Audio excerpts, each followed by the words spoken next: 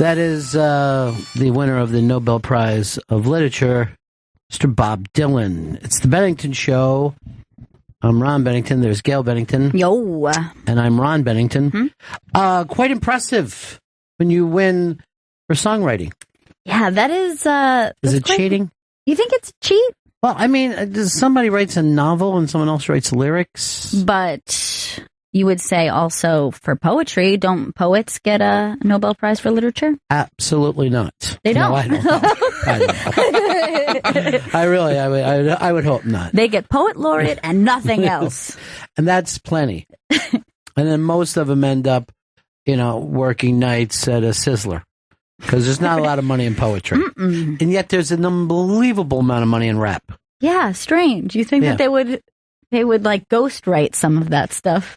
Well, slam poetry and rap seem to be somewhat, you really just a DJ away, If I'm a slam poet, I'm like, look, I really want somebody to come over and add a couple beats to this and make some actual money. I think the only way to deliver a poem, like I know the whole slam poetry thing got very, very big, but I think if you're a poet, you want to have the beat generation delivery. Right. Where you're like glittering in the night, like that kind of sound. Yeah. And like you just have that accent and voice for no male, female, doesn't matter the race. Yeah. You're just doing the beat impression. I would love to do slam poetry, but not being a proud black woman, I have no idea what angle to go with. I think that they all go with proud black woman. Like the same thing, just like the beat poetry, like all the slam poets kind of sounded like urban youth. Right. No matter where you were really. Yeah, no matter if a white girl is doing it. Right. Oppressor, that's me. I could do it from that angle. Right. My people, slaveholders, and then everybody's like, boo, boo, boo, boo. He waving to Vito during our show. Lord Sear and me are like cool. We're boys now, so we say hi to each other every day. Okay. Oh, I get that. Cool. I get that. I'm glad you have boys. But I'd like to see these boys to men. That's my dream. You keeping up with baseball? Not as of late. I want you to be my baseball guy. This is the time of the year. I want to know everything. Right now, Chris is my baseball guy. That's right. And I see him rushing through Google to try to keep up. Dodgers Nationals tonight.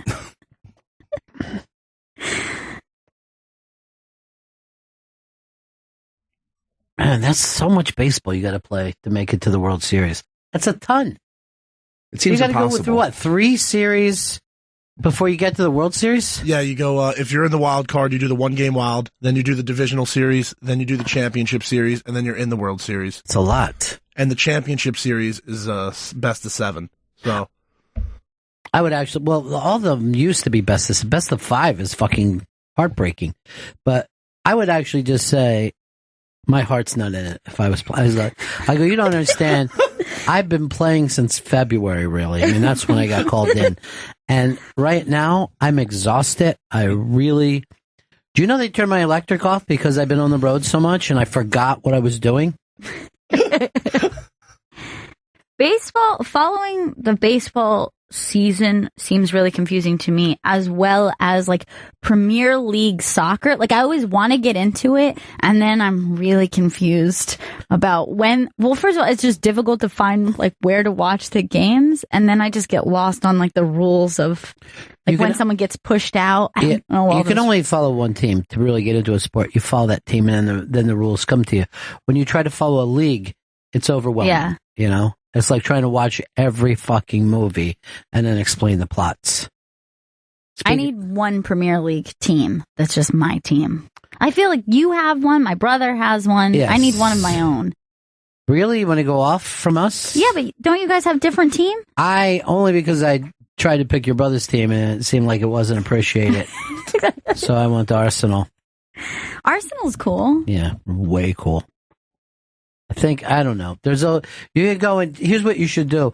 If you go and check all the things, they'll tell you what celebrities root for each team. Oh, okay. That's a good way to pick. But I don't keep up with any of it except for the international. Then I get pumped up. But I was thinking Manchester City as opposed to Manchester United because they have a cool logo and a cool boat.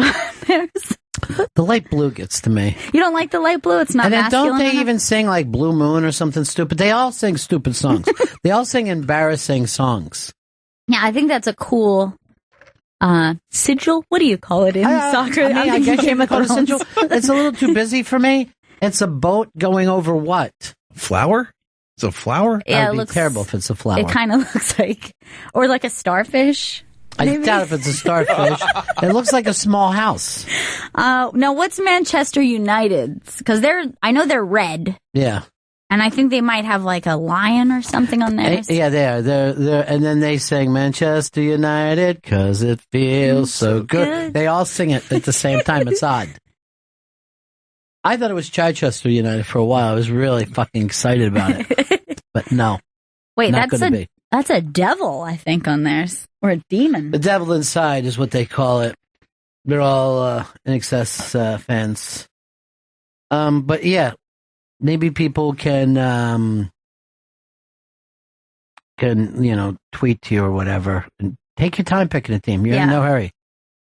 I mean, I got a team there. I got a team in Mexico League. I got a team. Really? Yeah, I got 17 different. I got a German team I follow, Dutch, French, some Iraqi that I follow, only because it's really exciting if they lose what they do to those guys. Do you know that there is, it's an Iraq, I guess, embassy building, right? There's a fucking torture chamber in the bottom of it. And it's across the street from Bloomberg's house. And they used to fucking torture Iraqis. What they would do, the Iraqi government would find dissident Iraqis here, right? Mm-hmm. They'd take them down, torture them, figure out who the fuck they were, what they were doing, and who they were talking to here in the States. Then they would kill them, cut them into pieces, and mail them back to Iraq because you can't look into an embassy's mail. What? This was in the fucking paper, in the New York papers yesterday. And the weird thing is that place is right next to, like, I don't want to say a Zen center, but some kind of giant meditation place that's been around for years. You could always go there and pay a couple bucks and see some really interesting speakers. They're right next door to each other. Oh my gosh, that's so creepy. Yeah, it's right up near the Met, the museum. And I used to get drunk and yell, Iraq sucks and shit like that. Yeah. That's dangerous. And they're like, come on in here. And I'm like, no, I'm not going downstairs. I'm so glad you didn't listen to them. I never do. I never listen to the Iraqis. You know, they actually figured that their politics are not quite as nutty as ours this year. Yeah. Crazy fucking. I get caught up in it. I wish I wouldn't watch so much. It's hard not to. I know. It's train wreck status where you can't not. You know what's happening. Yes, it's and you're like, why would I turn this on? And I just go around CNN and Fox. I'm like, what? Oh shit, what?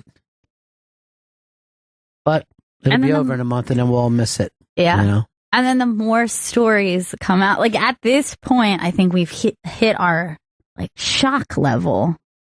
And the more videos and the more like people that come, it's starting to feel like it's just kind of washing over Here's me. how crazy I got. So I was sitting out front today, having a cigar, waiting for you guys to come in because I'm always first.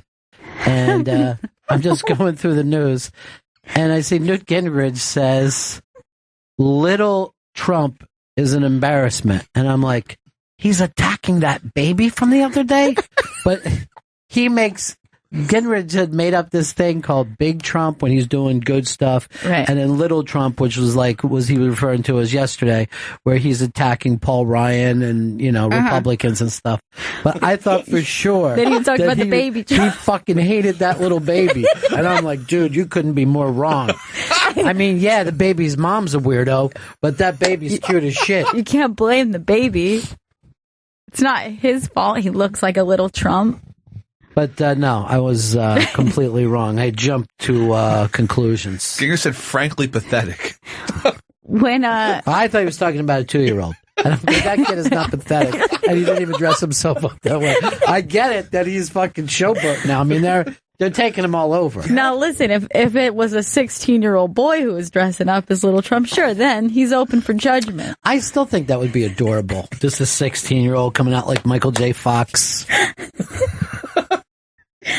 But yeah, the election, and obviously it's been crazy for a while, but it's just full tilt, frothing at the mouth. Yeah, it's just getting weirder and weirder, and I don't think it's hard to imagine something topping what we've already seen. So that's why I get this feeling of it's just like washing over you. Like this morning, I was watching the one where they released the video of him making a comment about a little girl and him being like, I'll be dating her in 10 years. Can you imagine? And I'm just sitting there drinking my coffee like, not good. But Yeah. it doesn't. But I don't know. It might have been a joke at the time. Like, I don't know what he... But it just like doesn't mean Yeah. anything at this point. You're Right. just like, Anyway, what else is up? Like, I watched the whole thing where they were going, what happened to Rudy Giuliani?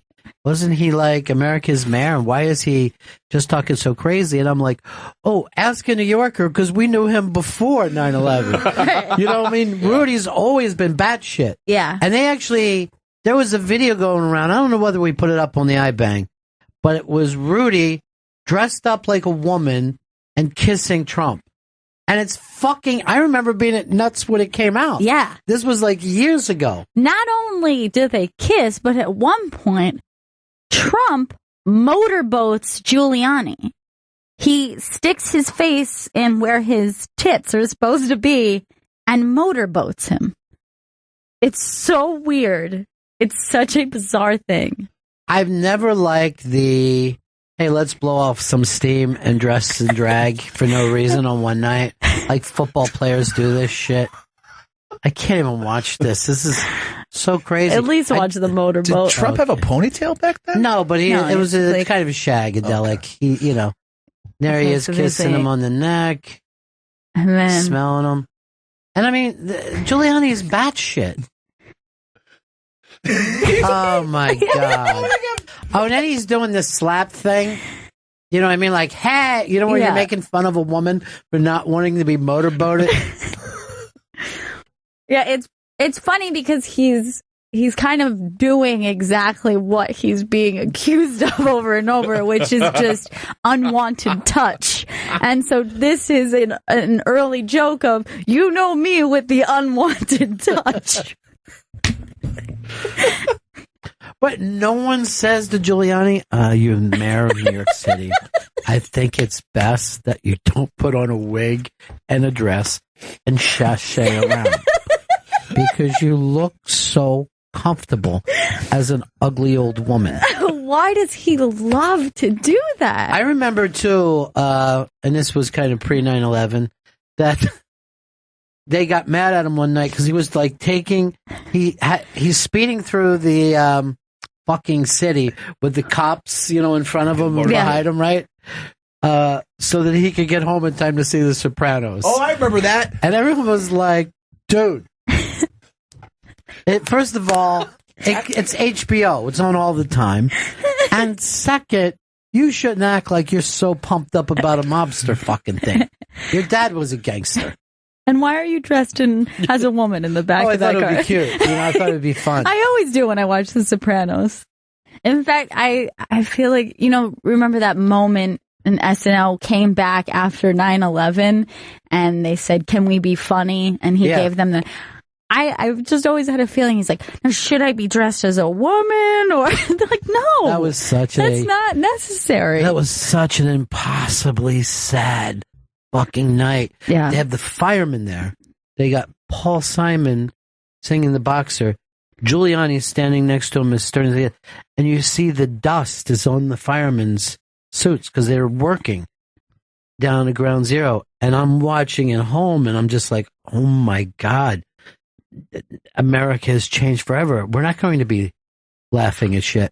And then luckily later that night, Will Farrell wore these really high flag shorts and his ass was out. And I'm just like, okay, I'm starting to get it now. This is good. I think Saturday Night Live is going to exist.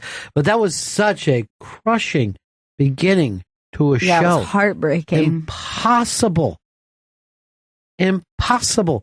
And the Boxer wasn't a song that I even liked. And I'm just like, this is amazing. And none of those firemen, the emotion that those dudes just had, having zero emotion. Like just having. It's like so stoic and just like. Stoic is the word. That's the word. God, that was crazy. I forgot all about that. Well, he should have been dressed like a woman. Just like, no, we don't need you to dress as a woman for this. This is a very I can serious... do it. I got the outfit. I actually got 50 outfits at home. 50? Did he say 50? Should I tuck my cock for this? Would it look better if I just fucking pinned it back somehow? You're wearing a long dress. It's not necessary. Exactly. So tuck it, right? Tuck it, keep it tucked. Now, at what point is he going to motorboat me? It's not going to happen in this. That would be highly inappropriate. Should I cup his balls while he's doing it? Do you know what's weird? Is like we came up with 2 bad ideas this week that comedians said that they would do. That's guest eulogy. Okay, yes. And then rent a cuck, where a guy goes to your fucking house, pretends he's your wife's husband, while you 2 bang and make fun of him. And Ari Shaffir is like, I'll do it, Ron. I will do it. I'm in. He actually put his hand out and said, pimp me out for this. Like as though you guys needed to shake on it immediately. I don't know. You shook. Somebody actually said this once over a business deal. I'm reaching my hand through the phone and shaking it. Okay? We're reaching our hands through the phone and shaking it. I'm like... Someone said this to you? Yes. When I was saying, yes, I agreed to, a contract. And I was going, this is nuts. I don't even know if I want to work here now. And I think it's far less money than I should be making because they are panicking to scream that this is the deal. It's official now. It's official because I said it over the phone. You can't use this to go for another deal. JK Simmons is here. You know him from Whiplash. He won, and now he's going to be Commissioner Gordon. He's in a brand new movie, Chris. The Accountant, which comes out in theaters this Friday, October 14th. The Accountant. Everybody loves J.K. Simmons. Let's bring him in. The Accountant on what day? Friday, October 14th. J.K. Simmons.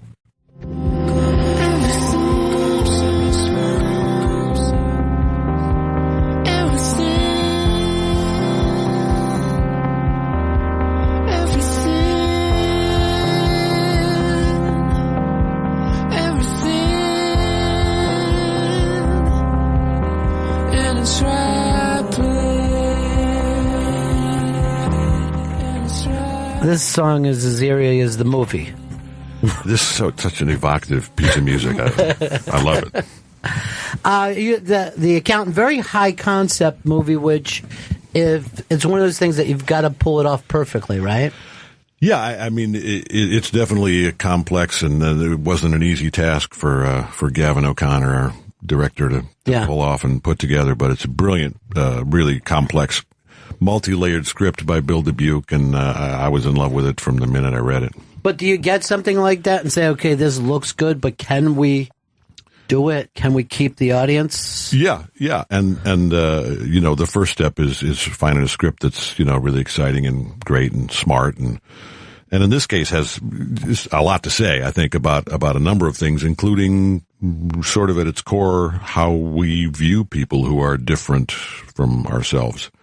But it's also like this great action movie and, has a lot going on. But the second step for me, certainly in this case was, they set up a meeting for Gavin and myself, and I obviously was familiar with his work, and Whiplash had just come out, so I was kind of the flavor of the month, and Gavin had just seen it and was in love with that. And, we had a great meeting. He's such a passionate and hardworking and smart filmmaker, and Ben was already attached to play the accountant. I'm a fan there, so the pieces just kept falling into place. What does that feel though when you're like this far into your career and you become the flavor of the month? Is that is it an about time feeling, or this is nuts? No, it's the whole thing was pretty nuts. That whole ride, and obviously, I'm glad it didn't happen to me when I was 23 or 24 years old and would have turned my head and, Yeah.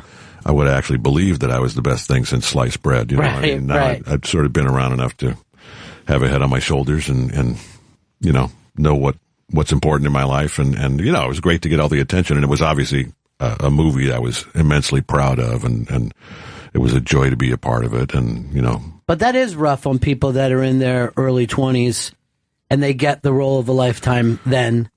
And then. Right. And then what? Then what? Yeah. And also, just success and money and fame is not always the best thing that can happen. No, absolutely. And I mean, it's not like I actually had a plan, but when I was in my 20s and 30s, really, I was just so grateful that I was actually paying my rent in my crappy sublet in Hell's Kitchen by being an actor for a living. I had no wife, kids, responsibilities. All I had to do was feed myself and do what I wanted to do. And I was lucky to do it. And then just about the time I sort of coincidentally started making some money and doing camera acting instead of theater was about the time I finally got over my Peter Pan complex and met the right woman and got married and started making babies. But it's interesting that you would never tell a young person not to be ambitious. It's like you want to push, no matter what you're doing, especially with creative endeavors. You have this idea that you want to succeed as early as possible and you push, but nobody ever says, hey, maybe don't, or like step back your ambition or well, or I mean, what is success? I mean, I was very, people, would ask me about, those years of doing theater and, as the years that I was struggling. And I was like, man, I wasn't struggling.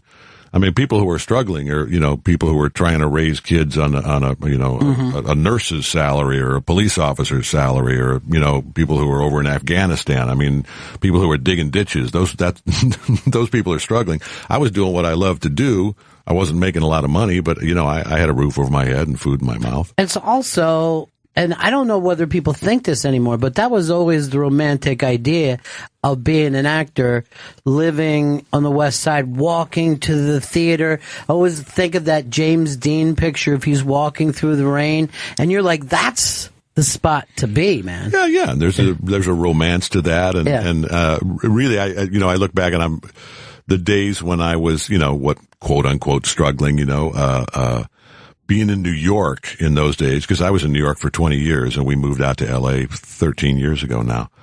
And, I've known people who started out and were, starving actors / waiters, whatever on both coasts. And New York, somehow being that broke actor living in a dump in New York is much less depressing than living in a dump with a palm tree out front, know? Because it's already an accomplishment to say, hey, I'm doing it, you know what I mean? Yeah. Like, I'm here, I'm doing it. It's rough. People are like, that's amazing. Of course, now you do have to be rich to live in Manhattan, but back then you just had to be like, hey, you're brave enough to walk down the street to the theater and not make the wrong turn. Yeah, exactly. Or do make the wrong turn and just know where you're going. It's like, hey, this is where the cheap sublet is. Yeah. So just, keep your eyes in the back of your head. I remember being here in the 80s and just like walking down Broadway, making a left and stopping and going, we're walking backwards to, and now that's where you go for coffee or whatever. But at the time, it just looked like another world on some of the blocks. Yeah. It was, definitely, it's been, Bloombergized, I guess. Oh, yeah. Not as sketchy as it used to be. But when you were at that point of your career, did it feel like I'm improving, I'm getting better? Well, yeah, and that continues to be, sort of my goal, my task, is to keep growing and learning and getting better. And now I sort of find myself in the position where while I'm still doing that, I also find myself in the position of not even consciously most of the time kind of being a little bit of a mentor to younger actors and even filmmakers, and that's really cool too, to be able to be, the professor and the student. Well, now that, you and Ben Affleck, I think it's 3 movies you're doing in a row, so you're kind of Matt Damon now. You kind of you're the new Matt Damon. I'm glad you said that. I didn't want to be the one to have to say it, but clearly that's what's going on now. I'm a little bit of a better looking Matt Damon. Yeah, and I was Ben and I, we shot The Accountant a year and a half ago, and it sat in the can for a long time because once the studio they were going to release it like last January of this year, and then as the movie was in post production, Warner Brothers kind of realized could be a really special movie, and so they wanted to wait to release it at this more kind of prestigious time of year. So when we were doing The Accountant, there was, Commissioner Gordon and Justice League and Batman wasn't even a thought in my mind, and now I'm going to be riding Ben's coattails a lot for the next few years. What are we doing next? You know what would be great if we did this? But that is fun, like you said. Well, he was one of those guys that had happened pretty early in life and he went through a couple of times where you get the shit kicked out of you, and he got back up and would do interesting things. But Matt also seemed like he had an easier time with it. I think it's how you date. You don't want to date famous people. Yeah, that may be part of the equation. But they're also both guys that, they met when they were kids. Kids, and they both knew this was what they wanted to do when they were kids. I had no clue when I was a kid. When I was in college, I thought I was going to be Leonard Bernstein when I grew up. Is that right? It wasn't until I started doing summer stock in Montana that I kind of went, God, this is awesome. People actually do this for a living. Maybe I could do that. But you already felt like an actor in Montana, like as soon as you started to doing it. Oh, yeah. I'm an actor now. I was terrible at it. Yeah. Actually, the producer of that play was a place called the Big Fork Summer Playhouse, which is still a going concern up in Big Fork, Montana. And Don Thompson, our producer there, he and his brother Jack ran a silkscreen shop in the off season to, pay the rent. And we were all so proud at the end of the season. They printed these T-shirts for us that said "unemployed actor" on them. And we all went off and waited tables for 9 months until the next year of summer stock. Is that right? But always in the back of your mind, like this is the real deal. I'm doing this, even if it takes me another 9 months to get back on stage. Well, yeah. I just loved doing it and loved learning how to do it better and how to be a part of that whole creative process of telling these stories. And, for 20 years it was on stage, and then it segued into film and TV. But, when I was doing that, I just thought, this is just what I want to do. I didn't think about, making money or a career arc or any of that. And I was, how old was I? I was 36 years old when I met my wife. Up until then, I was just a rambling knucklehead with no responsibilities, so I could afford to, do theater for $75 a week. Was that a big adjustment going from theater to film to TV? Really, really big adjustment. Yeah, and it was one that I actually consciously made because I'd kind of gotten to the pot of gold at the end of the rainbow for theater actors. I'd done 5 Broadway shows in a row. Basically, the first half of the 90s, I was going from one Broadway show to another. I did A Few Good Men. I did the big Guys and Dolls revival. I did a Peter Pan revival, which is where my wife and I met. And then a Neil Simon play, Laughter on the 23rd Floor. And a lot of the actors in that show, Nathan Lane and John Slattery, Mark Lynn Baker, Lou Stadlin, guys that had done, film and television as well as stage. And I was introduced to the concept of a residual check, which is a cool thing where you get paid for walking to the mailbox because you did a TV movie 6 years ago. And I, Broadway was awesome. And I hope to go back, hopefully in a few years when our youngest is out of high school and we're not, our lives aren't centered in LA. But at that time, I kind of felt like doing 8 shows a week and doing the same thing again and again and again. And it's, a hit Neil Simon play or the big Jerry Zaks production of Guys and Dolls. They were awesome jobs.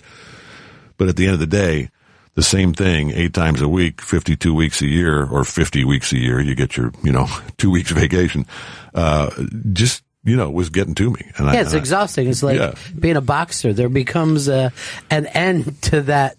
Being able to handle that anymore. Yeah. So I was looking for something different. I told my agent during Laughter on the 23rd Floor, I was like, I don't want to audition for a play after this. I really want to try and get the TV movie thing going. You went out on such a high point, though. That play is actually brilliant, particularly as a New York play. Oh, yeah. I mean, it's everything that entire concept of that. We talked with Mel Brooks not too long ago, and he's everything when I was a kid that New York was supposed to be, that life that he had. Absolutely. And of course he was one of the, one of the characters in the play was based on him. Yeah. And that to me is like, it was just like a thing of like the last point before New York started to get a little shady. But that thing of television at that time where you're looking at the most talented people in the world and they're writing their asses off and these talented performers. It's the most romantic time to me for New York City. So, but then you go, all right, I'm going to go into the TV and film business. Does it mean as much to people in LA that you did 5 Broadway plays in a row? Are they impressed with that, or most people don't know? Yeah, I don't think I don't know. I'm sure there are people that find that notable or interesting or impressive or whatever. But it's definitely a much more a part of just the vibe here in New York. I mean, my wife and I are here now. I'm here promoting the movie, but it's like, every day I'm done by 6 p.m. so we can go see Broadway shows when we're here. Yeah. I mean, that's where you come to New York, and that's part of what you do. All right, you got this film coming out with Ben Affleck, and it's opens tomorrow. And look at the people in this. Anna Kendrick is doing this with Eugene Smart. It's really John Lithgow. It's really a great cast. It's a really great cast, and Ben and John Bernthal, Jeffrey Tambor. I mean, the thing to me that one of the things about how thorough a filmmaker Gavin O'Connor is, you go down and I'm not going to remember everybody's names because I'm terrible with names, but I mean, like the kids who play the younger version of Ben and his brother, at 12 years old, wonderful young actors, and all the other characters, who were, not the household names that are up in the billing block on the poster. It's a beautifully acted film from top to bottom. And when you're on a set like that, do you know that it's working, or do you have to wait until it's all done? Well, both. I mean, when stuff is clicking or not, and then you hope, and have to trust to a certain extent that the director and the editor and in this case, the studio, of course, is weighing in. It's a studio movie. You hope that it sort of doesn't get lost in translation. And there are always little things here or there. I'm still whining to Gavin about one little joke of mine that he cut from the movie because it didn't fit. I was like, that's a funny line, man. How could you cut that?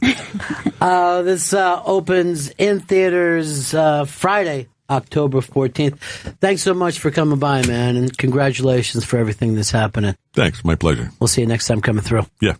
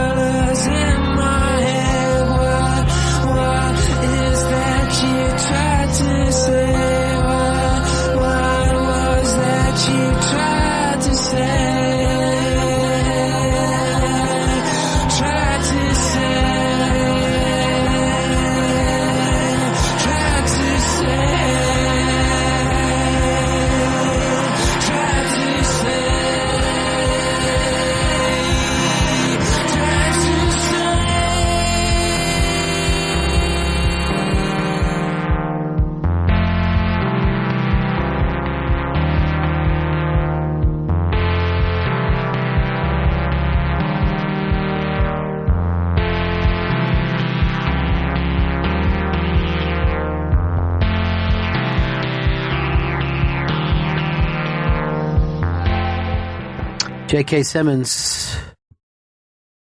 Well, first you get Brock O'Hearn, and then you get JK Simmons. You're having a hell of a week. That's quite a week. Yeah. He's very magnetic.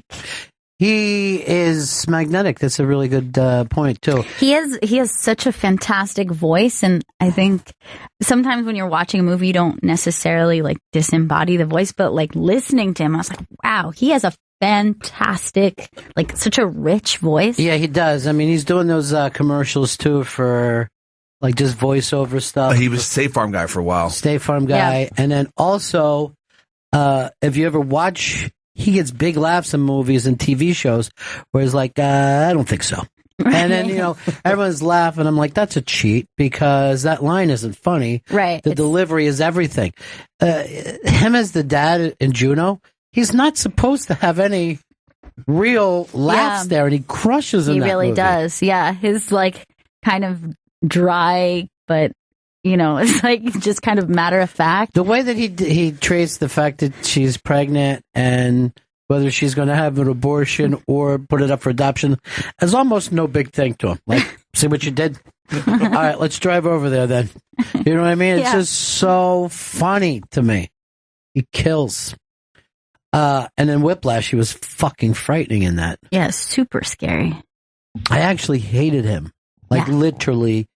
Well, I hated the fucking kid. I was like, stop taking shit off this fucking I know, that's guy. what you said. It bothered you that he never I just wanted him to wait outside the guy's house with a fucking hammer. Just, fuck you. Do you like this fucking beat? I get so mad when people just blame the bully and not the fucking person who's just like, it doesn't have to be a fair fight. Fucking hit him with a sickle. I'm sure he sleeps. I'm sure Whiplash takes a sleep every once in a while. Put an ice pick in him. Don't just sit there drumming your ass off, hoping someone loves you. Luckily, he didn't notice how much Vito and Chris look alike. Thank God. I'm really worried about that these days. He was also very scary in the show Oz, where he played a neo-Nazi. I'm going to tell you the truth. I didn't see Us. He was the best part of that whole show. And he was really good. And what was the worst part? The sets and the rest Vito, of the could acting. you keep an eye on the phones? Thanks, buddy. Because we're actually losing them as we go along. But go ahead. The sets and the rest of the acting. You don't like the set? I watched it as a kid. I went back and watched it recently. Nowhere near as good as I thought it was. That happens with a lot of shows. That's how I felt about The Godfather. I'm like, I thought that movie was so You don't like good. it anymore? It doesn't hold up. Michael coming out of the turlet with a gun. It's hidden there, though. Yeah. And I didn't even think Fredo was really that inept. I mean, looking back on it, he did some things. He was banging waitresses 2 at a time. This is interesting. Podcast FC Show tweets to me, please pick Tottenham. They're up and coming out of London. Picking Man City or Man United is a cop-out. I didn't realize. I thought... Well, it's because they're good. See, that's why everybody takes... what team do a lot of people in New York take? Real Madrid? No. No. We're talking fucking Premier League. Come on, we just said Premier. No, it's... Wait, Vito's got Chelsea? What? Chelsea. No. No, not one takes Chelsea. Chelsea. It's not Chelsea. It's not Arsenal. It's the maroon and gray Yeah. team. And a lot of our listeners have taken them over the years because they're like the Cubs. Yeah. And everyone's like, oh, you don't want to be somebody who picks the fucking Yankees. You want to pick the Cubs. And I'm like, I don't know. Maybe I'll pick the Yankees for a while. But I didn't know Manchester City was like that. I knew Manchester United was that way. Manchester City is another big team, though. I mean, they're really big. Come up with it yet? I haven't found it yet. It's one of the London teams. Is it West Ham? That's it. West Ham. Thank you. Yeah. Nick told me. He's a big soccer guy. Nick, I need to go to you for everything, dude, because Nick. these two fucking... Don't know. Tweedledum and Tweedledummer, I'm starting to call them because they look the same. I'm going to make you guys wear the diapers and look like that... what's the fucking movie that was like Bobo or something? It was Demi Moore, and it was this big New Jersey flop movie. Yeah. Nothing But Trouble? Thank you, Chris.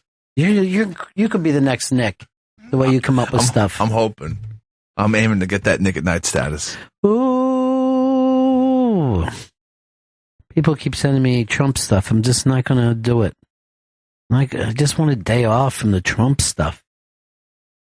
Why don't we take a break here, Chris? Yeah. Like a little break in our life. A quick little break, that's all. Because we got some live music. But by the way, I don't know whether you know this. It's up on the iBank today. Horace and Pete is coming to Hulu. Oh. Oh. So he gets a little money back on that. It's like a little money in his pocket, huh? Yeah. A little money moco. Yeah, a little something. Little bank. You know? We'll be right back, Bennington. It's the Bennington Show.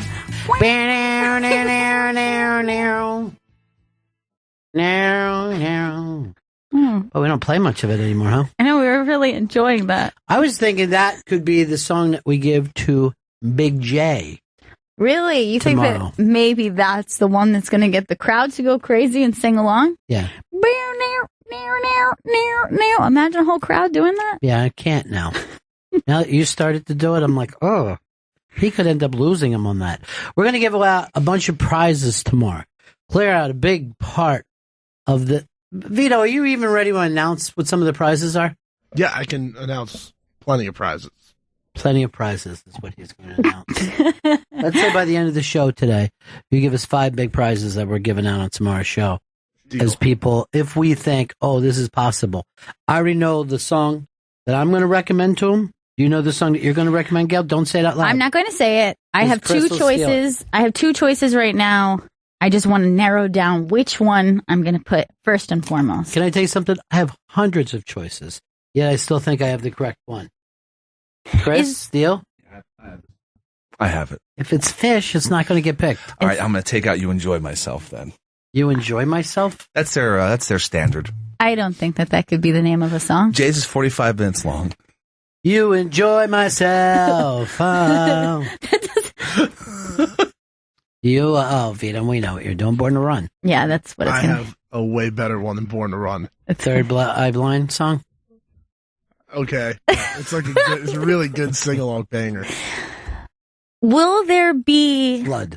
a prize for in staff of the best pick, as well as when the listener If he calls in? picks, yes. Really? If he picks any of you 3, I'm buying lunch for the team. Whoa! Hold on. Cold lunch. Still. I'm It's not. starting to get chilly, I'm though. not- I'm ready. I'm not going in deep for hot lunch prices. That's too much. You'll each get a lunch, no beverages. If you want to purchase your own beverages or bring them from home, that's up to you. Despite how delicious a hot lunch is there anything more disgusting than the phrase hot lunch? No. And for some reason, it sounds gross, even though it's good. A hot lunch sounds like someone shitting on your chest. If I'm going to be totally honest. Like, give me the hot lunch, baby. You know what Papa likes. Hot lunch. Gail told me that she and her guy sat up last night and listened to the break about the way people have been reviewing your show. I have never listened back to the show before, never. You don't even listen while you're in here. No, I don't, actually. And they don't even give me headphones, so I don't even know what any of you guys are talking about.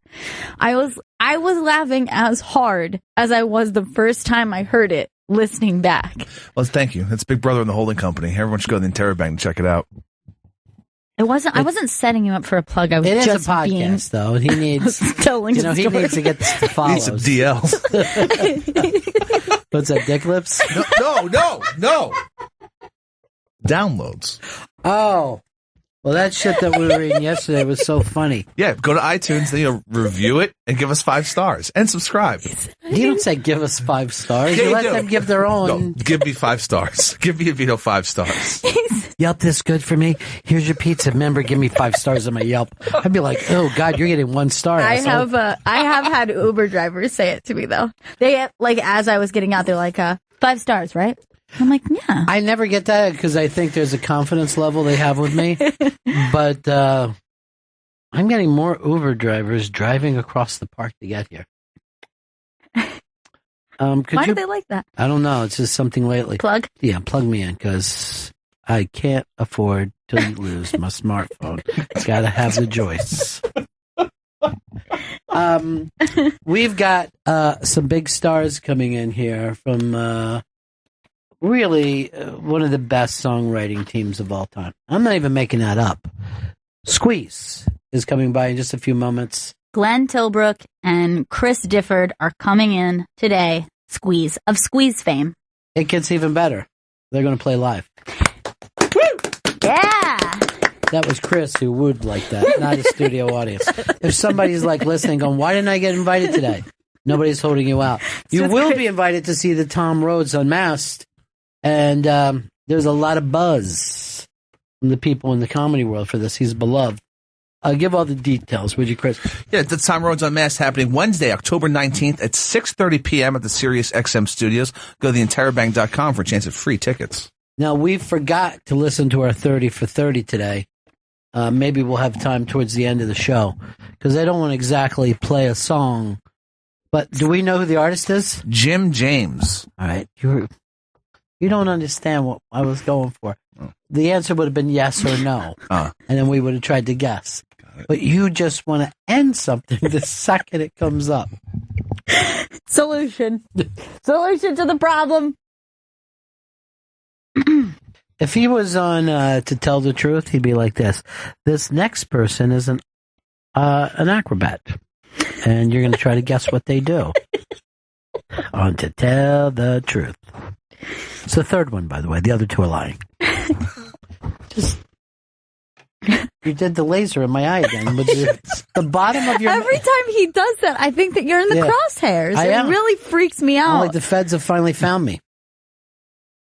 But it's the bottom of your mouse that causes you so much... I don't have a laser on the bottom of my mouse. You have a ball mouse. I have an optical mouse. Well, why don't you get a ball mouse and then your fucking thing would work? Yeah, you're always shaking that thing around wildly. I'm going to put in a request for a ball mouse.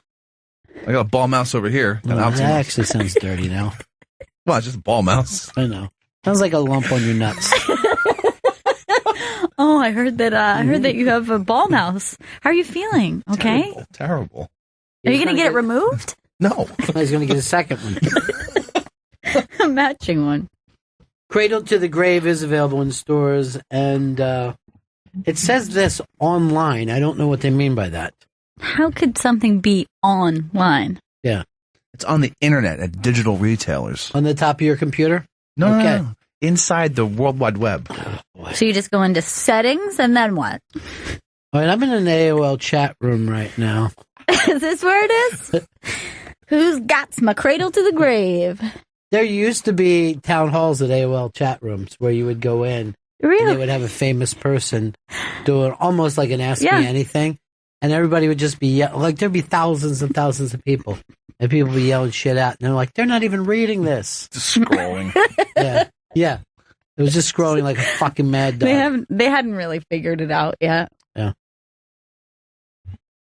I forgot about those. They were like the early AMAs. Yeah. And everyone's acting like, oh, AMA is the first time anyone have done it. Mm-mm. Really? Try the AOL chat room. Remember that shit? Y'all forgot about chat. That sounds dirty. Like she laid some chat on me. Lady Chatterley, I assume. You know, I'd like to see you start dating again. Maybe one day.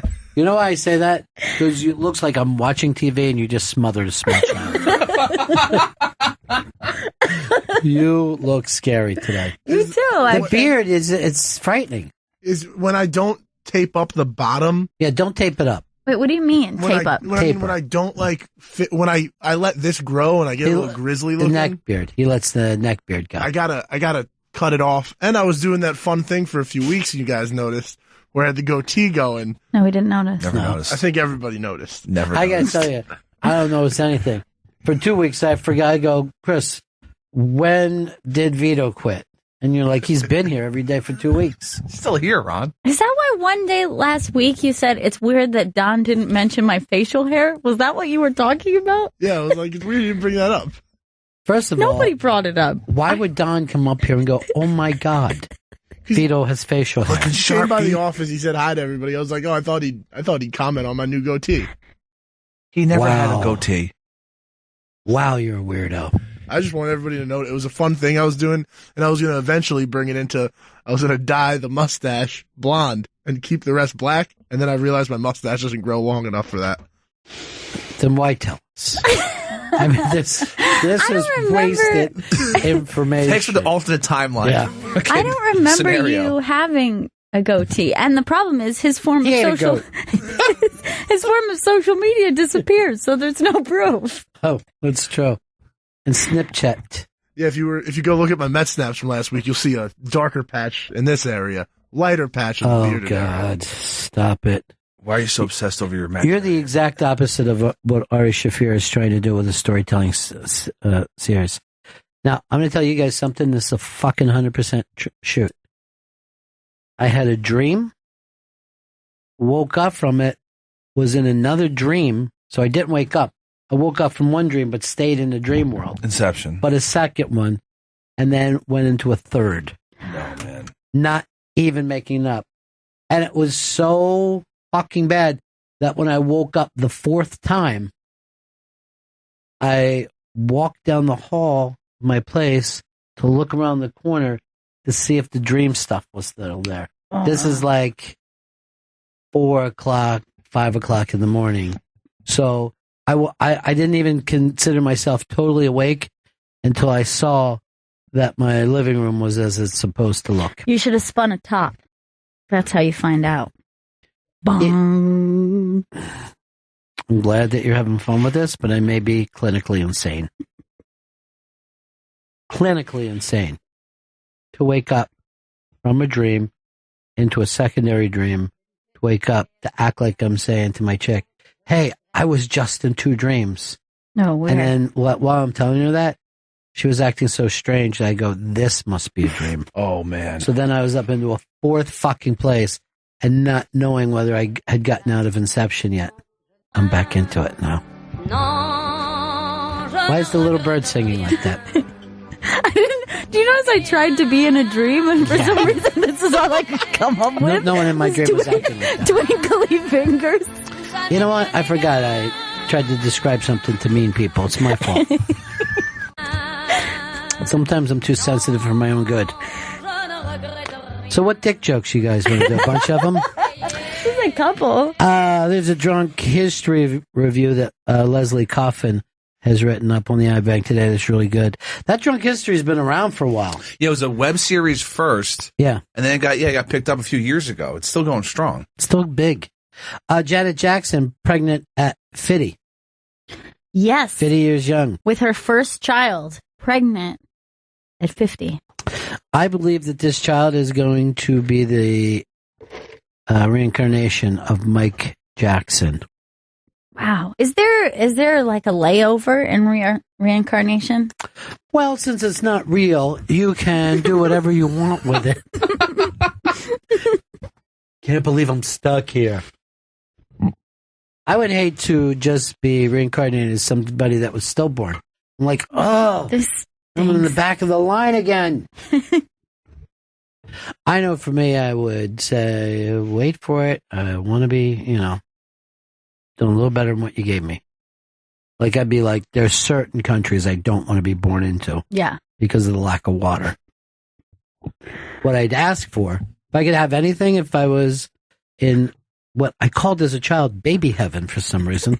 I don't know why I believe that there was a baby heaven for babies waiting. But I'm sure my request would have been for a white dick. What I should have asked for was a 1%er white dick. Get me up and moving. Because, you're pretty, that's really hitting the lottery. If you're born with a white American dick, yeah, forget about it. If you're not doing well, it's your fault. White male and in the,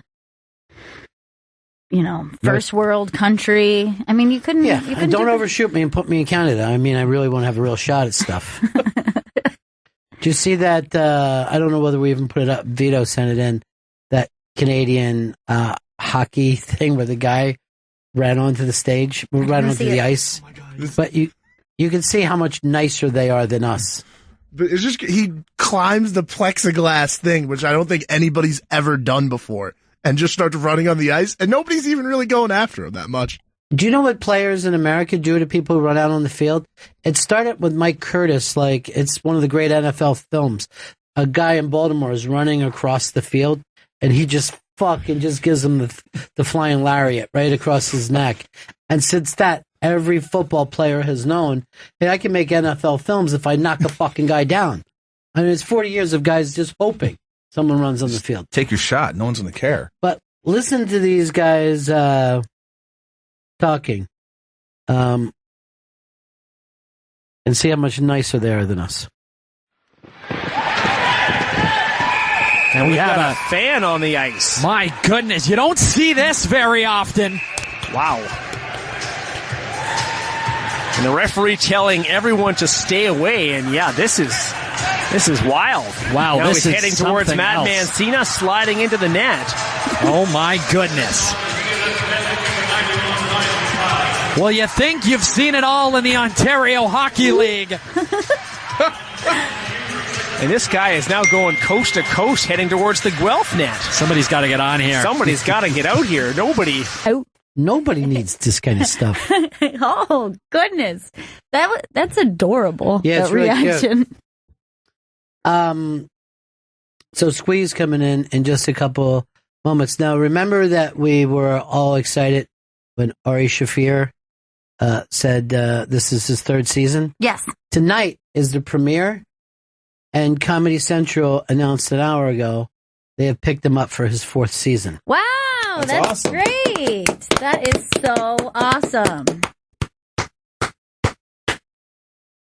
Great job. Is he going to be in contact with you about the songs, Vito? Oh, yes, he is, yes. Good. He's going to text me information he gets. I didn't need to know all the details. It'll be through text message. That's too much information. It's a dumb amount. I mean, I realized that he hadn't implanted a chip into your brain, that he was passing that along.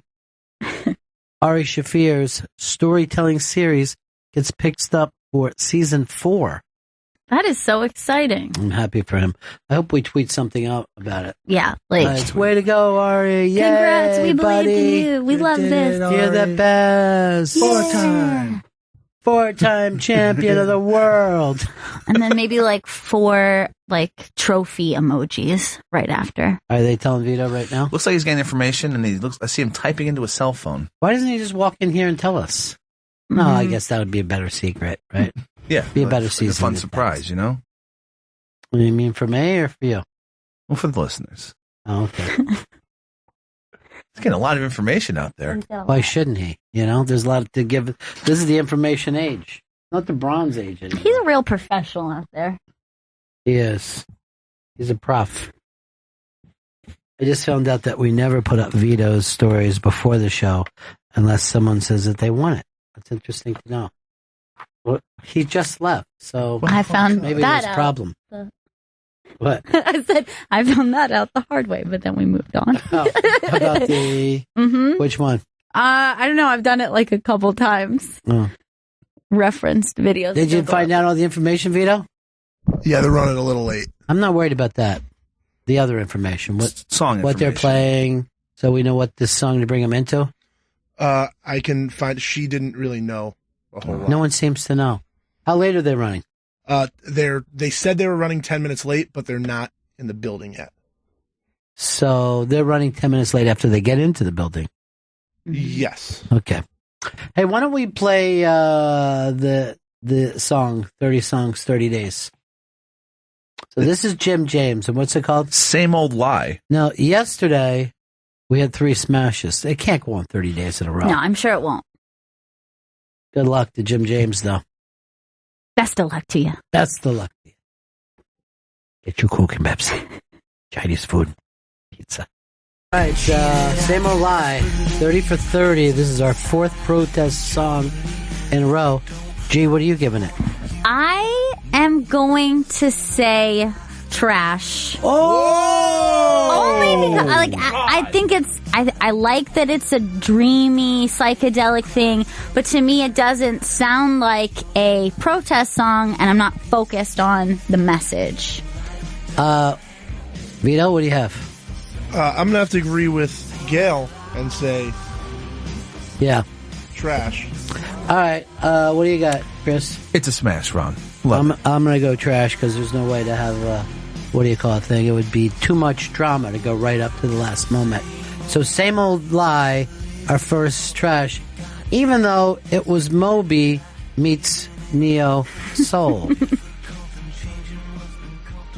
That's it. So we've had the record has been broken. Any kind of tension and drama is gone. 3 smashes, 1 trash. We'll be back with it tomorrow. Goodbye, everybody, and we'll see you all again. No, we still have a whole show to do. I always thought that was the end of our show. No, we never end like that. Yeah. Well, Squeeze hasn't even gotten into the building. I hope they can. They're running on what I like to call RST. Oh, what's that?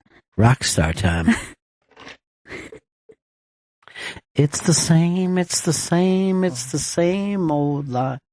All right, to kill a little time here, I'm going to have Vito retell how he shaves his beard, his neck, and what he does to keep it trim.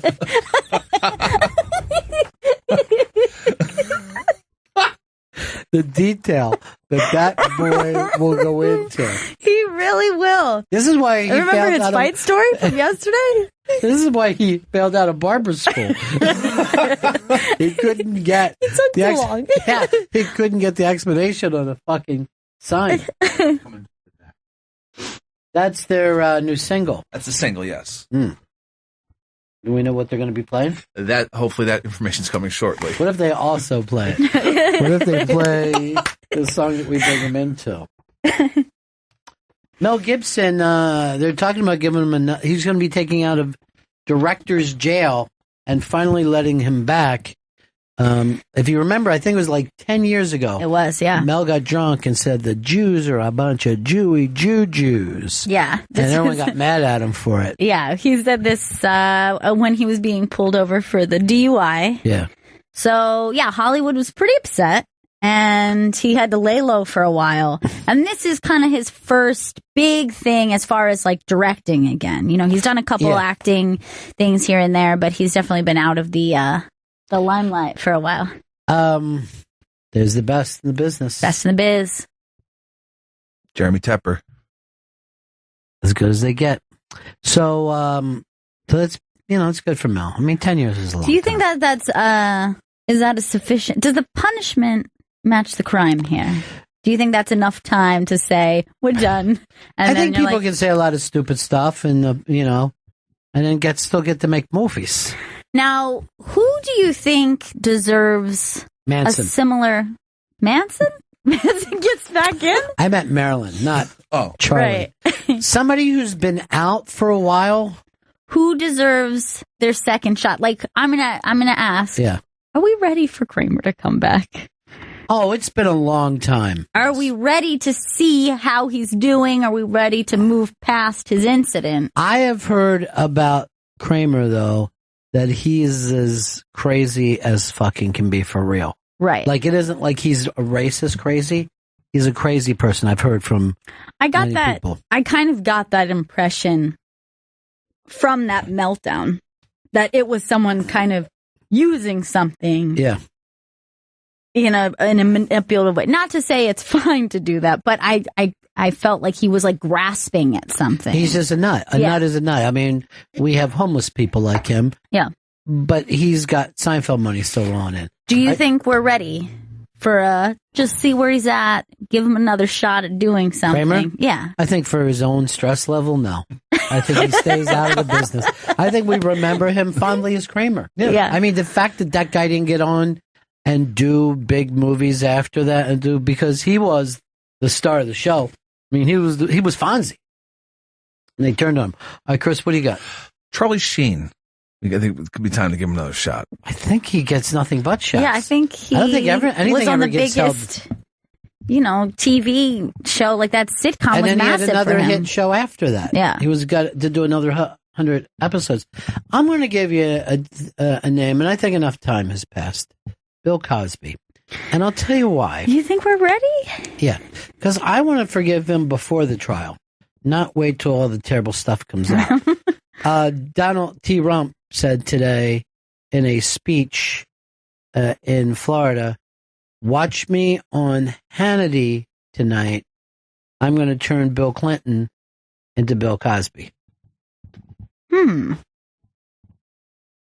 Do you think that that's just like a cool slogan that I he do came? like the slogan, though. I mean, I got to give him this. I'm like, fuck yeah, can't wait. And it's good news for Hannity getting a plug like that with everybody. Yeah. That's huge. Yeah, bounce it on his show. Don't give it out to everybody at the same time. I would ask Vito who he thinks was. Well, I'm going to give you a guy that literally deserves another chance, and that's put Pete Rose into the Hall of Fame. Showboat and Pete Rose? Yeah, Showboat and Pete, Charlie Hustle, Mr. I'm betting on my own team, so what? Now, who would you put in a similar case as, like, Paul Rubens? You would say, like, that was kind of like an unfair thing because it was a victimless crime that everyone decided. I would say the same about Cosby. Well, there were actually a ton of victims, was the problem with Cosby. Okay, so that's the only difference between him and Paul Rubens. But Pee-wee only recently kind of got, a resurgence. Again. Yeah, and is there another celebrity that you would put in that status where it's like maybe during that time period it seemed like a bigger deal then? Like maybe it wouldn't be that way now if it had happened. How about I know that I'm early with this, but I believe in redemption. And the guy that robbed Kim Kardashian, I think is ready to come back. You think he's ready to get his job back as a security guard? Absolutely. For Kim, too. He should work. It's the way we restart this thing. Vito, do you got one? It's going to be a wrestler? No. When I was growing up, Amanda Bynes was so popular, and I thought she was going to be like a gigantic star. Yeah, she's what in was the Kramer. I think she's in the Kramer thing. Yeah, what was her big controversy? She just had a breakdown and did that thing where she shaved her head, went on Twitter, started yelling at people. Yeah, I don't think that is like. I think these are people when we get to her or Kramer, people that we kind of feel bad for. Kramer lost because he yelled at racist stuff. I'm saying feel bad for the crazy old racist. And Amanda Bynes, I mean, if you brought her back, she might break down again. Yeah, it might she's not like be the Lindsay best Lohan thing. status, where I think she might not be able to handle. I was so mad at Lindsay Lohan last week. I pulled her finger off. I go, maybe this will fucking teach you a lesson. She had her finger yanked off. Oh, that doesn't happen to people. Oh, God. Yeah. And you know what it was from? What? Finger banging. That's how it happened? Yeah. She's tight, that one. She's too tight.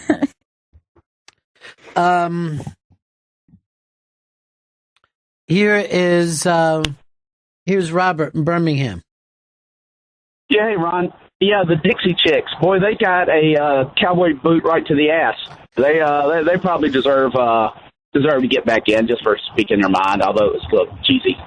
Yeah, but, they got in trouble for saying something bad about the president. But think of how many people say bad stuff about the president every day, and they don't get turned on. Yeah, it was like it was really their own audience, their own audience that had the problem with country music. Right.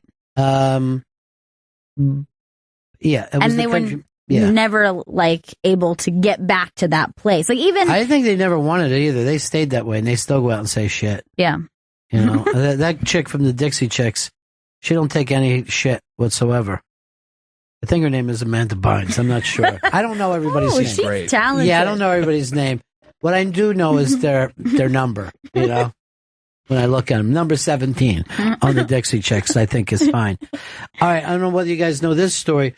Who's going to be the number one, they say, Halloween costume this year? It annoys me, if I'm going to be honest. Trump? You would think Trump, but it's not. Harley Quinn? Who? Harley Quinn. No. Kim Kardashian. According to this article, it's sexy Ken Bone. Oh, come on. Jesus Christ. Ken Bone should not be getting this much play. Ken Bone. So is this going to be one of those pre-bought sexy Halloween costumes that are just they've already made a sexy Ken Bone? I don't know. And I would imagine crop top red sweater. The sexy Halloween is ridiculous. Yeah, I don't know if you guys have been out the last couple weekends, but there's costume people walking around everywhere. Already? Yeah. Yeah, it begins now. I saw a guy in a banana suit, and he's walking down my block, and I'm walking, he looks at me like, and I just was like, I'm not paying attention. I'm not your fucking friend. He was going to go, oh my goodness, a banana You're suit. a banana. There's a picture out today, the Aquaman chick in Justice League. I guess this is the first day that they put that picture out. Yeah. And Let's take a look at it. I guess she's queen of the sea. Well, to me, she just looks like Ken Bone. She's like kind of like a sexy Ken Bone. Is the name of that costume Ken Boned? Who's the person that's playing this? The actress is Amber Heard. Is she the one that just broke up with, what's his name? With Johnny Depp? Yeah. Yes. Oh.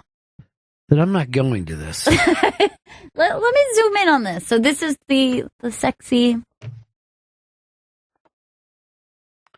Oh man, Tim and Maine, I wanted to go to. You had a great one. You jumped out. Why, Tim? It would have been hilarious. J-Bone in Philly.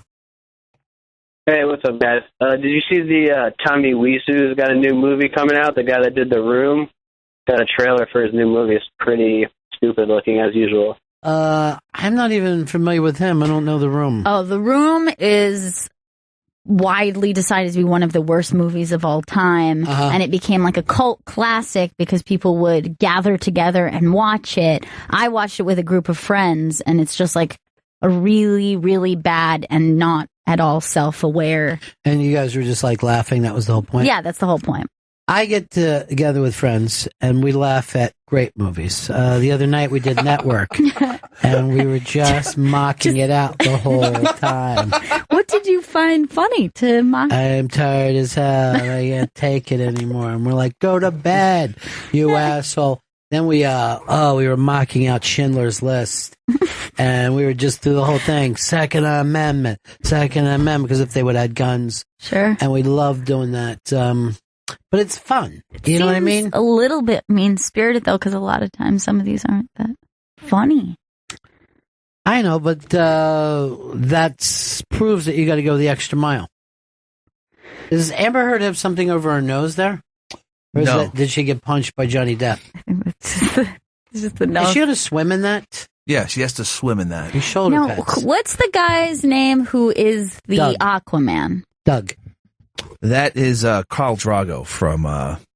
That seems like the That's character's not the. name. Yeah, that's not. I don't know the actor's name. It's like it's like Momo. Jason Momoa? Of course, you know it. Vito. He please, always you're the knows best. that. You're the best. Because You're like a young Chris Stanley. someone had tweeted me today asking if Brock O'Hearn was actually Aquaman, and it was like, no, that's just another big sexy dude. You would have made a great Aquaman. He would have made a perfect Aquaman. It makes So they're sense. still talking about Brock O'Hearn. I'm still getting tweets about Brocco. Me and Christine were texting about Brocco yesterday. I'm just getting. They're not in the building yet, and no one knows what songs. Isn't this the funny thing, though? I never say who the guest is coming up. Never. And when I do, it's always like a lag time. Luckily, we don't have anybody else booked today, right? No, we're not. No. Good thing Ari Shaffir. I never would have bumped him in a million years. Never. Now that he's four-time Comedy Central champion. The people at Comedy Central said this. This is not only the best show we've got on the air. He said, it's the only good show in the history of Comedy Central. That's what they said? Wow. They're mad at a lot. They're still mad at Jon Stewart. Sounds like it. Yeah, really mad. Hey, you got to come over this week. We're going to make fun of Annie Hall. That doesn't sound so fun. Roast it. I can't really think of what to make fun of about Well, it. every time the Annie Hall herself, Diane Keaton, is on screen, we yell, "Hi, Caitlin." You know, because she wears a vest and a tie. Okay, yeah. Hi, Caitlin. I guess I get that a little bit. Well, the thing is, Gender fluidity, I guess. I don't know what that means. Is that cum? I can't tell. Is it squirt? Oh, gross, Chris. That's disgusting. I'm just throwing it out there. Why do you use that like you know a what? noun? I'm glad people fucking troll your podcast. Me too. It's Big Brother and the holding company. New episode up tomorrow. You can get this past episode. What do you, episode every 2 days? Wednesdays and Fridays. Well, there's a lot going on in the house. That's 2 days. It's 2 episodes a week. So you just say yes. Mm-hmm. Every 2 days we do one. Vito, would you rather do this solo? Would it make more sense? No, I like having Chris to go to. And Oh, yeah. He's like your man, Yeah. your secondhand You man. know why Vito's great? Because he's a go with the bit guy.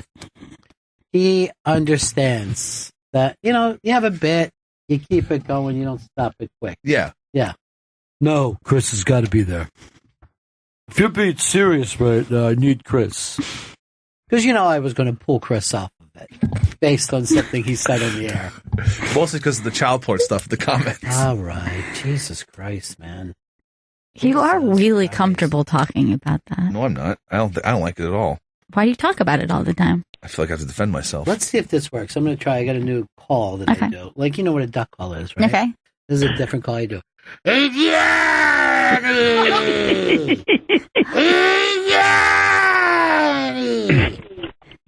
Hello? Oh, my God. Oh, it works. Did someone I thought I just heard someone call me. When are you going to be on Eddie Trunk's new show, Trunkful Music?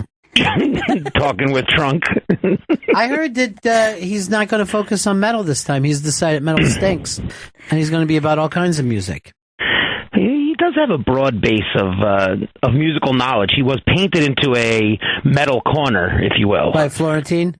Yeah, mostly. And the guy with the sideburns. What's his name? Jameson. If he needs intro music, we have a lot of Trump parodies that we could change into Trunk. We want the trunk. Gotta have that trunk. We want the trunk. Gotta have that trunk. Oh, keep Florentine out. Keep Jameson out. We want the trunk. Hey, do you think that they called him Eddie when we starting? I heard we got a new show. When does it take place? Who's Eddie going to be doing the show with? Just by himself? He's riding solo. He is, Eddie doesn't need anyone else. He could talk and talk and talk and talk and talk. Yes, but somebody should be there to say, Eddie, you're not making any sense right now. Slap him every now and then. Get back on track. Yeah. Stop talking about a metal show that disappointed you in 1982. Does Eddie have any non-metal T-shirts? No, metal? It's all metal. Yeah. We go out anytime we go out. He's wearing it's either Queensryche or Kiss. He's always got the metal. When you shirt. say when we go out, you mean on dates? No, we'll double dates usually with his wife and my wife. We double date. Chris is a double date, but with somebody taking their kid out. Johnny, you know what? I got you off track. You called for a reason. And what was that reason? Just to say hello. You called me. Remember, you made that Bennington call. Yes, yeah, he caught me. He caught me in my own goddamn lie. But Johnny, your Giants, they need to jump back on it this week. Oh my God, forget that. Yeah, you just feel like the season's over.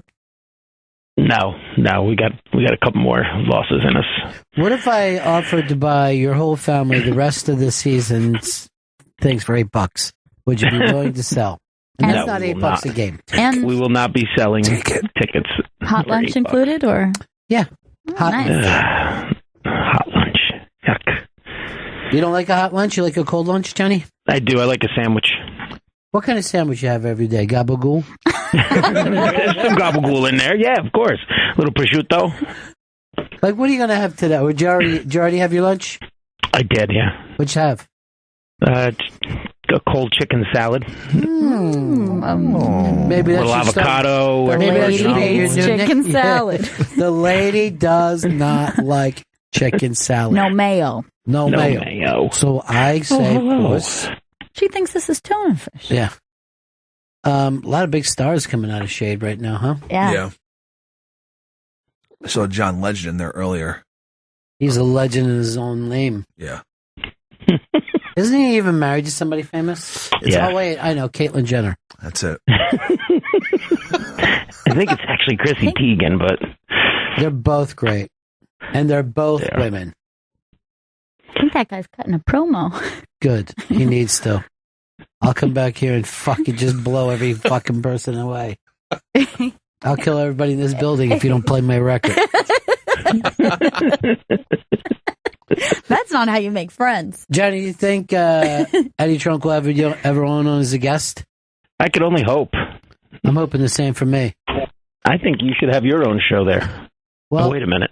I'm already doing the show here.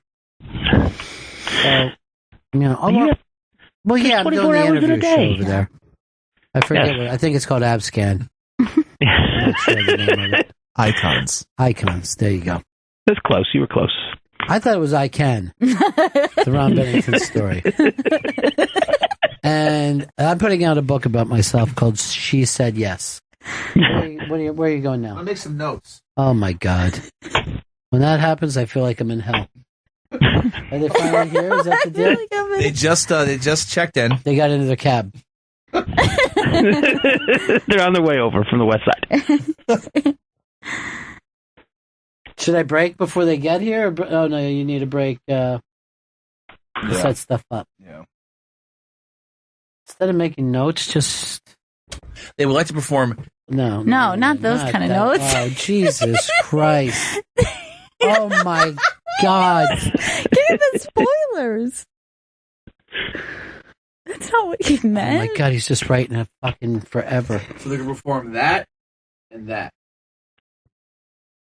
So then, we don't want to do... You said this is the song you wanted to bring him into. Yes. So we can bring him in with that. Yeah. And they want to perform that and that. Did they want to be brought into that, though? Haywire? I was told we could play whatever we would like. Okay.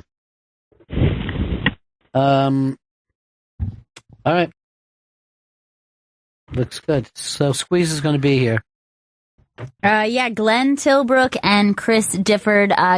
Cradle to the Grave is their album. It's available in stores, and they're on a tour as well. They're performing Saturday, October 15th at the Capitol Theater in Portchester, but you could also go to squeezeofficial.com for all their dates and tickets. All right. Very cool. Johnny, great to talk to you, buddy. Yes, Bennington's. You have a good your day. Giants got this week off? Baltimore. Oh, you'll crush those Baltimore. fuckers. It's going to be a tough one. You guys got a tough one, too. Well, where are you? Our season's over. It's done. No, not yet. Oh, it's done. You got that great rookie quarterback. Well, he threw an interception, so we're done with him. I like to call him Wentz away. We just wish he went away. He's went south, if you know what I mean, talent-wise. This is Wentz to shit. Oh, boy. That's bad. All right, talk to you later, Johnny. Later. See you on the High Line. Anytime one of us leaves, we say, see you on the High Line. Oh, yeah. You know? That's like our thing. Well, the thing is, because when we say High Line, it could mean the place to walk or we're just smoking weed. Yep. Either way. True. I'm thinking about calling this show High Society. Could we? Would we? It's already a podcast name, that. Yeah, but you guys no don't one's even... heard it. Yeah, nobody smokes weed on it or anything, which doesn't make sense why you're called High Society. Johnny still smokes weed. But you don't On the talk show? about it. No, not on the show, no. See, then I don't get the The point. Skanks fucking smoke weed constantly on their show. Why don't you guys do that? I don't smoke weed anymore. And you have a show called High Society. There was rumors that Big J would leave the Skanks, but it doesn't seem like that's going to happen now. No. We can't wait till he gets here tomorrow. We pick out a song for him. I already know. Can I give mine away? No, you shouldn't. I want to. All right, fine. Happy days are here again. I think you can pull it off. I do. Big J is drinking beer again. Luis Gomez is getting queer again. Because the Skanks are here to stay. I don't know. I think that might work for him. It could. I mean, a big kind of Broadway style number could be good for him. I'm not familiar with Broadway. Where exactly is that? Because there's a street where I live called Broadway. Yeah, well, you're going to want to follow the neon lights on Broadway. Bump, bump, ba-da-dum, bump, bump. That would be perfect for him. He just comes walking out with a little fucking derby on. But I want him doing like full Broadway voice, Yeah. like. They say the neon, like just like full on, stay like with it. throwing his like legs around. Stay with that. That fucking sounded good. I was ready to start rocking to that song. And then just full like whatever this move is. Yeah. Where they like throw their legs, like the scissor the legs Yeah, you and arms. scissor your legs. You get that going.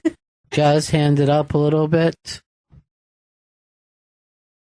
I always like when it's somebody that's supposed to be a kid, and you could tell that the person's like 27.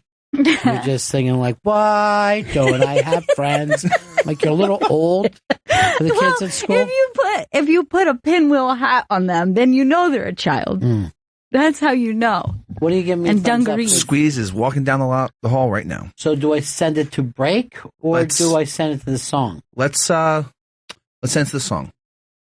Okay. The new album is... The new album is Cradle to the Grave. It's available in stores and online. Squeeze is currently on tour, and they're performing Saturday, October 15th at the Capitol Theater in Port Chester, New York. You can go to squeezeofficial.com for all dates and tickets. Glenn Tilbrook and Chris Difford are in studio with us.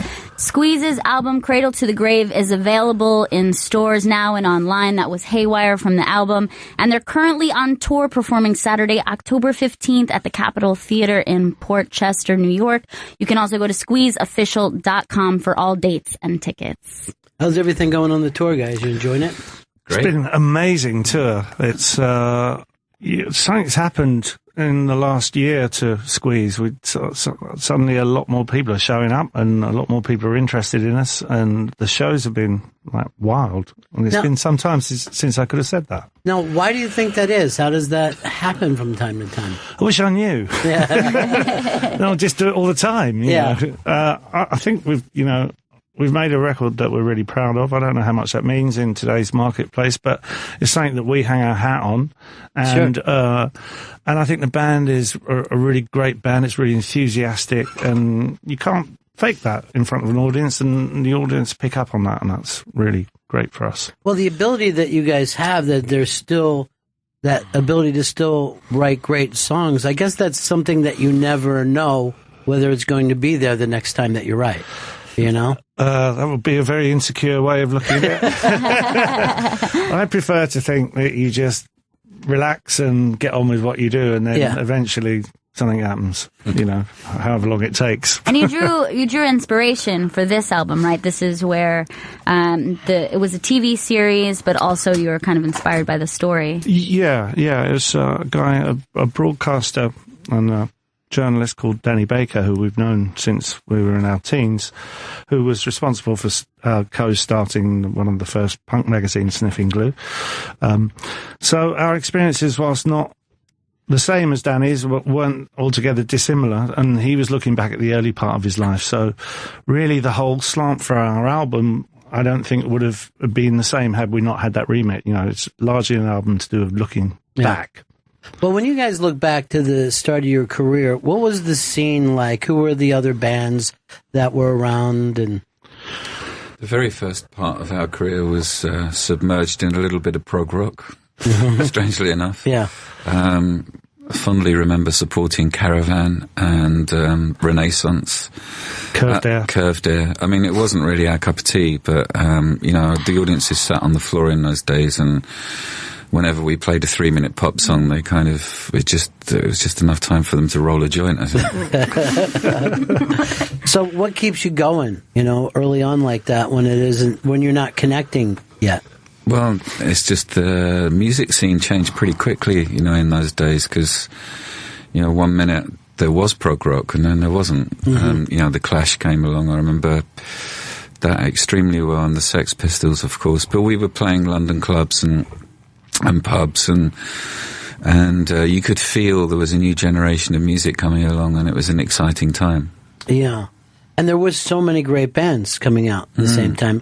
Elvis Costello was making great music. Joe Jackson's making great music. XTC, which is an amazing band. And it's always funny how something like that just kind of pops up and explodes from time to time. It was strange. For instance, we knew Steve Naive, who plays with Elvis since we were 15. He was a school friend of ours, and he was always desperate to get a job, firstly with us, and then he got the gig with Elvis. So, we already had a pianist, strangely enough. And, when Elvis goes out as a solo act, Steve Naive is still there. It's great. He's incredibly talented. He's fantastic. He's one of the many pianists that have been in Squeeze more than once. Yeah.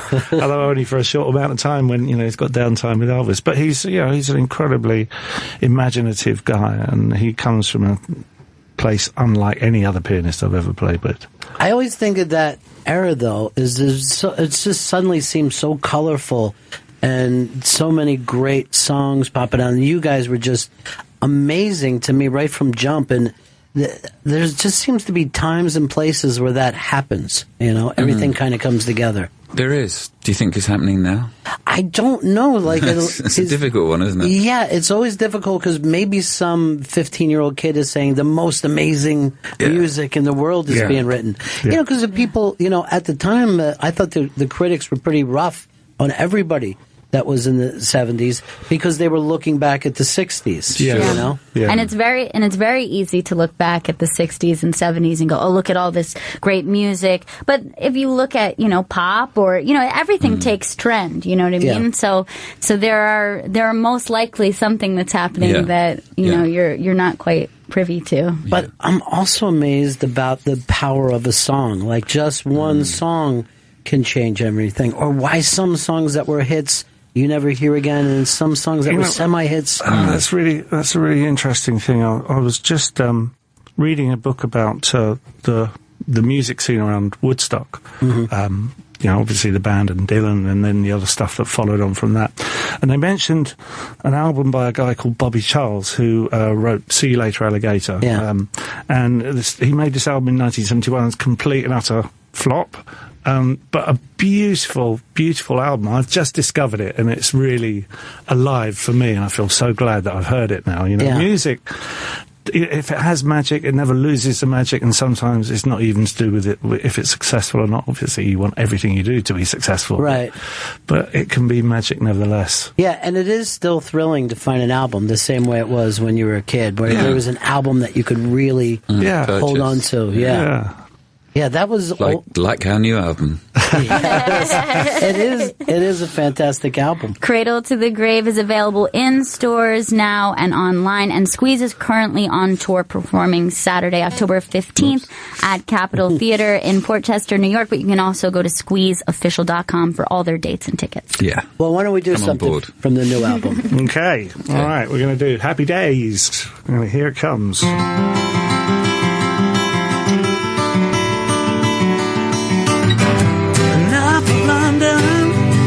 Let's take a break. No more excuses, no time to waste. Pack up a suitcase and head for the coast. Just for the weekend, let's hit the road.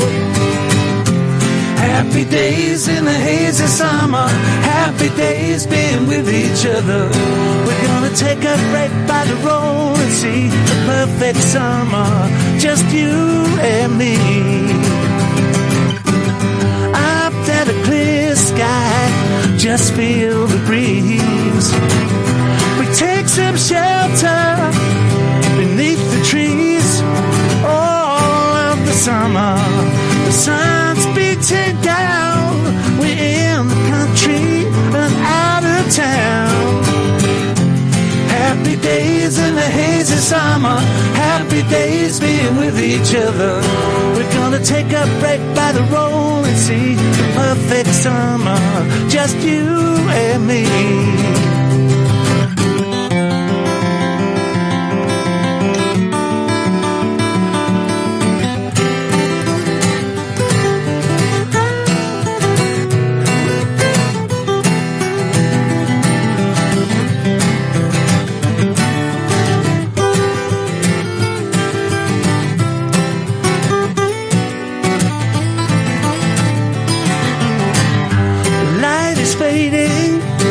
It's time to leave. So we drive home, back to the heat, sitting on the sofa with friends coming round. We're in the country and out of town. Happy days in the hazy summer. Happy days being with each other. We're gonna take a break by the road and see the perfect summer. Just you and me. Happy days in the hazy summer. Happy days being with each other. We're gonna take a break by the road and see the perfect summer. Just you and me.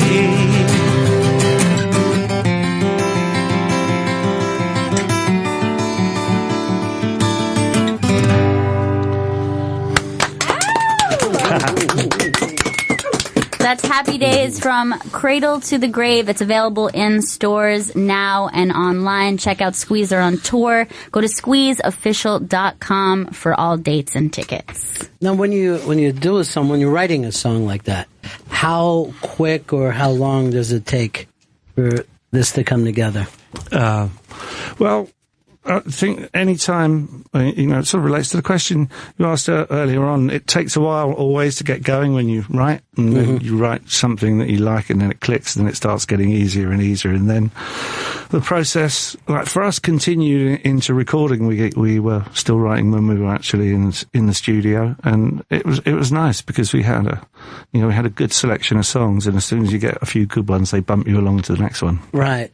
It is funny though, like sometimes if you have an album due, that the pressure is suddenly incredibly different than if you're just writing for fun or just writing to express yourself. Right. Well, I have a studio, and I write and work there, and it's our own environment. We could all go in there and be comfortable, and we could experiment and do some stuff that we do or won't use, and that's how a band grows, I think. But you didn't have that in the early days. I mean, in the early days, to have a home studio, something, right? Yeah. That is. We spent a lot of time in rehearsal rooms. Yeah. There was one particular rehearsal room on the River Thames, which had a beautiful view, and we spent months in there just looking out the window, I think.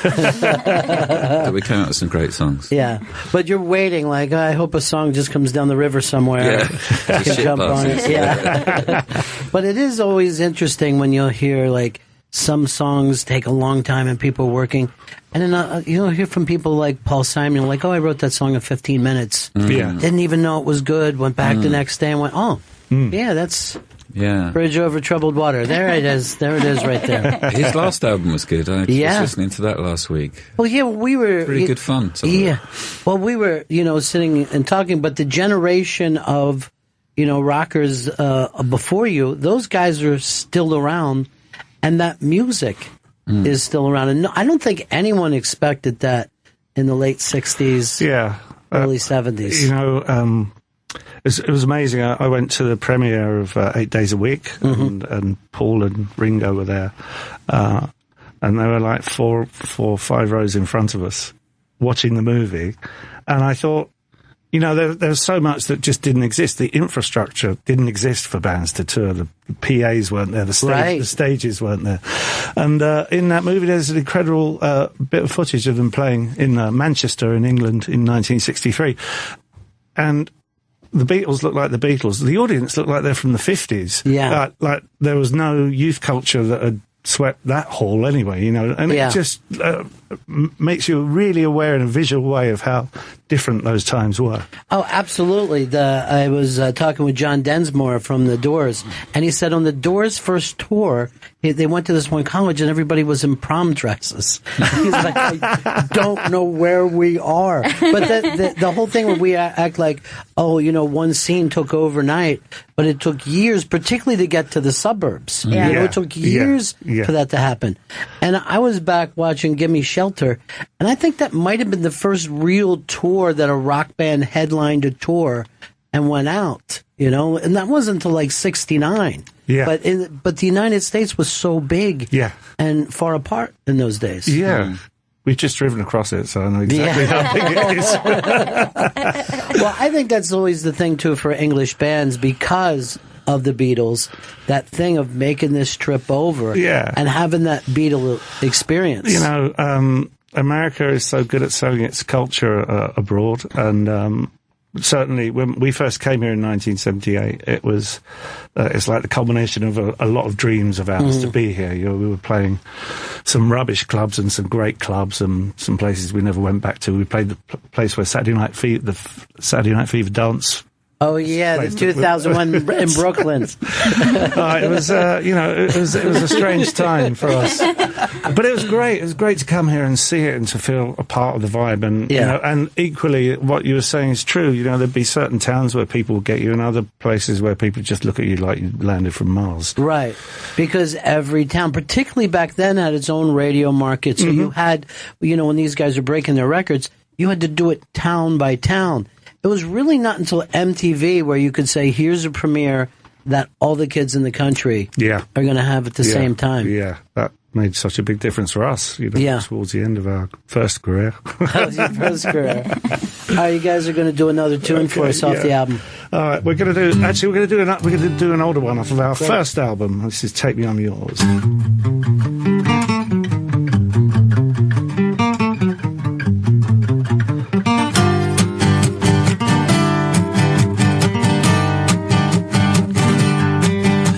I've come across the desert to greet you with a smile. My camel looks so tired, it's hardly worth my while to tell you my travels across the golden east. I see your preparations, invite me first to feast.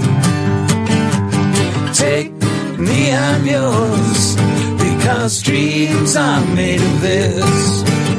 Forever there'll be a heaven in your ears. Amusing belly dances distract me from my wine. Across Tibetan mountains, some memories of mine. I stood some ghostly moments with natives in the hills, recorded here on paper. My chills and frills and spills. Take me, I'm yours, because dreams are made of this. Forever there'll be a heaven in your ears.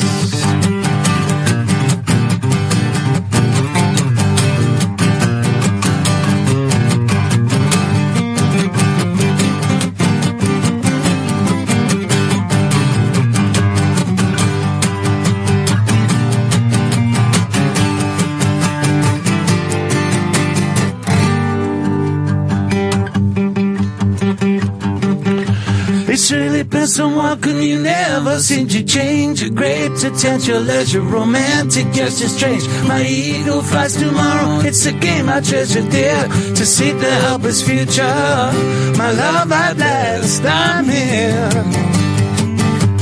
Take me, I'm yours, because dreams are made of this.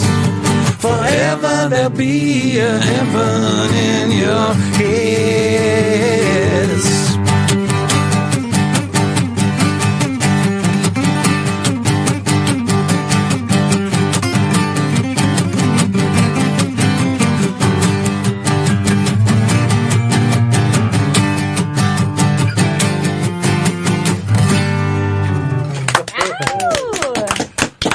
Glenn Tilbrook and Chris Difford are in studio live with us. They're on tour. Don't miss them. They're at the Capitol Theater in Port Chester, New York on October 15th, but check out their dates at squeezeofficial.com, and their album Cradle to the Grave is available in stores and online. Thank you. Guys, it was so great to have you come back. Thank you so much. Thanks for having us. Loving the new stuff, too. Really loving the new stuff. And I just think it's amazing that you get to still be on this trip. You know? Yeah. Still being on this journey.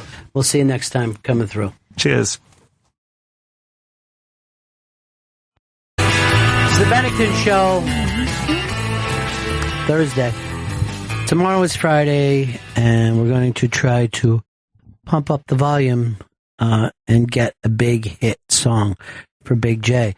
And we're going to announce in just a couple minutes what prizes we're giving out. So you want to make sure you call in and win some of these prizes by making the finals.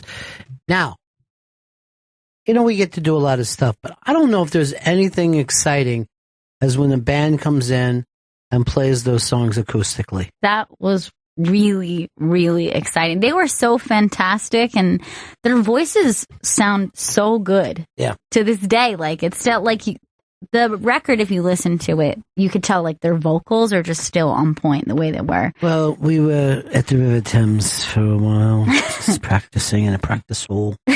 You know, we'd get out, we'd have a little bit of jam and jellies. I love how Squeegee effortless cakes. Chris Difford is. He's just like so chill, like. And I could give a fuck. Could give a fuck about anything. And I also, I mean, first of all, they're great songwriters, and that's the amazing, magical thing. But then Glenn Tilbrook has that fucking voice that he could have came over. I know. With the Kinks, with... He has such... There's like a sweetness to his voice. It's just that like thing that, it's that, well, I always think of that, of like Robin Zander. I'm always like, of course you're a fucking rock star. You know what I mean? That's that's the rock star voice. Yeah. You know? Then when I hear Chris singing, 8 days a week, I thought it was so funny that he brought up the fact that even in the case of the Beatles, the band is in front of the audience. You know what I mean? Yeah. Like, you're not performing to the audience. You're performing to where the audience is going to be a year and a half, 2 years from now. Yeah. All the great people. They don't show up and play them the song that they're ready to hear. The Beatles went into a very 1950s environment, and within a couple of years, it was different. Iggy Pop walked out, and people were like, what are you doing? This is the hippie peace sign. You know? Why are you doing this? You sound so aggressive. People puked when they saw Black Sabbath the first time, David Bowie the first time, Marilyn Manson the first time. They're not going to get it right away. You got to be on some next level shit, is what you're saying. This is why no one's getting the Big Brother and the Holding Company podcast. It's ahead of its time. Next level. It's dumb. It's stupid. Yeah. It's ridiculous. It's great. It's goddamn embarrassing. Yeah. Today, within a year from now, the same people who said those things will be saying, I forgot all about that show. Is it gone, or are they still doing it? It's still there. Big Brother and the Holding Company go to the iBang to hear Chris Stanley and Vito talk about a show that you can't watch on television. Yeah. First time ever, someone's reviewing shows that aren't on TV. Now, we were talking about Louis put out that show, Horace and Pete, and it's going to be on Hulu now. And I remember the first time I saw it there on the computer, I'm like, what the hell is going on? Yeah. How is this a show? What is happening? And I ended up thinking it was amazing. I loved that the surprise element. I thought it was a play. Yeah. And then I'm like, oh, wait, it's coming back next week? It was crazy. But I would say this.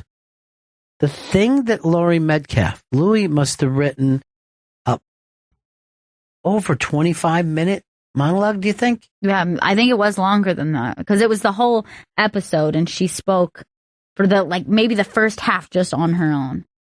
Maybe even more. It was stunning. It might have been the best drum I've ever seen on TV. It was definitely his strongest episode, but I think it's one of the best things he's ever done. Yeah, and it was different from everything else that he's done before, too. It's not like he went, okay, that's the building block for the way I'm going to write now. No. He just came out and gave that one. Yeah, that one episode, I think, is like one of his strongest ever. And I mean, like, all of his career, like, I would put that up as like one of the coolest things he's ever done. I said the same thing about Chris Stanley and the Big Brother and the Holding Company. You did. I go, it's the first time I'm not embarrassed. It's the first time I'm not ashamed and humiliated for him. Thank you. You're welcome. I appreciate that, Ron. Thank you. It does you seem like deserve it. 1% of your career worked. I'm a 1%er. I'm a 1%er now, Ron. Feels good. Doesn't seem like that's the positive way to be a 1%. The only way that you would be a 1%er is if you were pulled over by the cops. Vito, tomorrow we're giving out some big songs. Yes. One of us should burn their song now, so the people all right, I'm going to pick one. I hope it's not anything that you guys were thinking. Okay. All right. I'm going to give one out. This isn't my song. Look who just walked by. I didn't see. That's the creator of All in the Family. I think his name is Hatch McGee. No, the guy who created All in the Family. Pete Petersons. Is that his name? No, it's Chester Hogtown. Chester Hogtown just walked by. Good name. And he's going to be 90, that dude. You didn't get to see him? I didn't see him, no. I guess he's going to be on volume talking about songs he likes. Norman Lear is his name. I don't know why I said all those other names. I guess just to be silly, if I'm going to be totally honest. But Norman Lear, when he was a kid, you know what they called him, to be mean. Mm-hmm. Yeah, I could guess. I mean, I don't know for sure, but... What did you think? Oh. No, that's racist that you said that.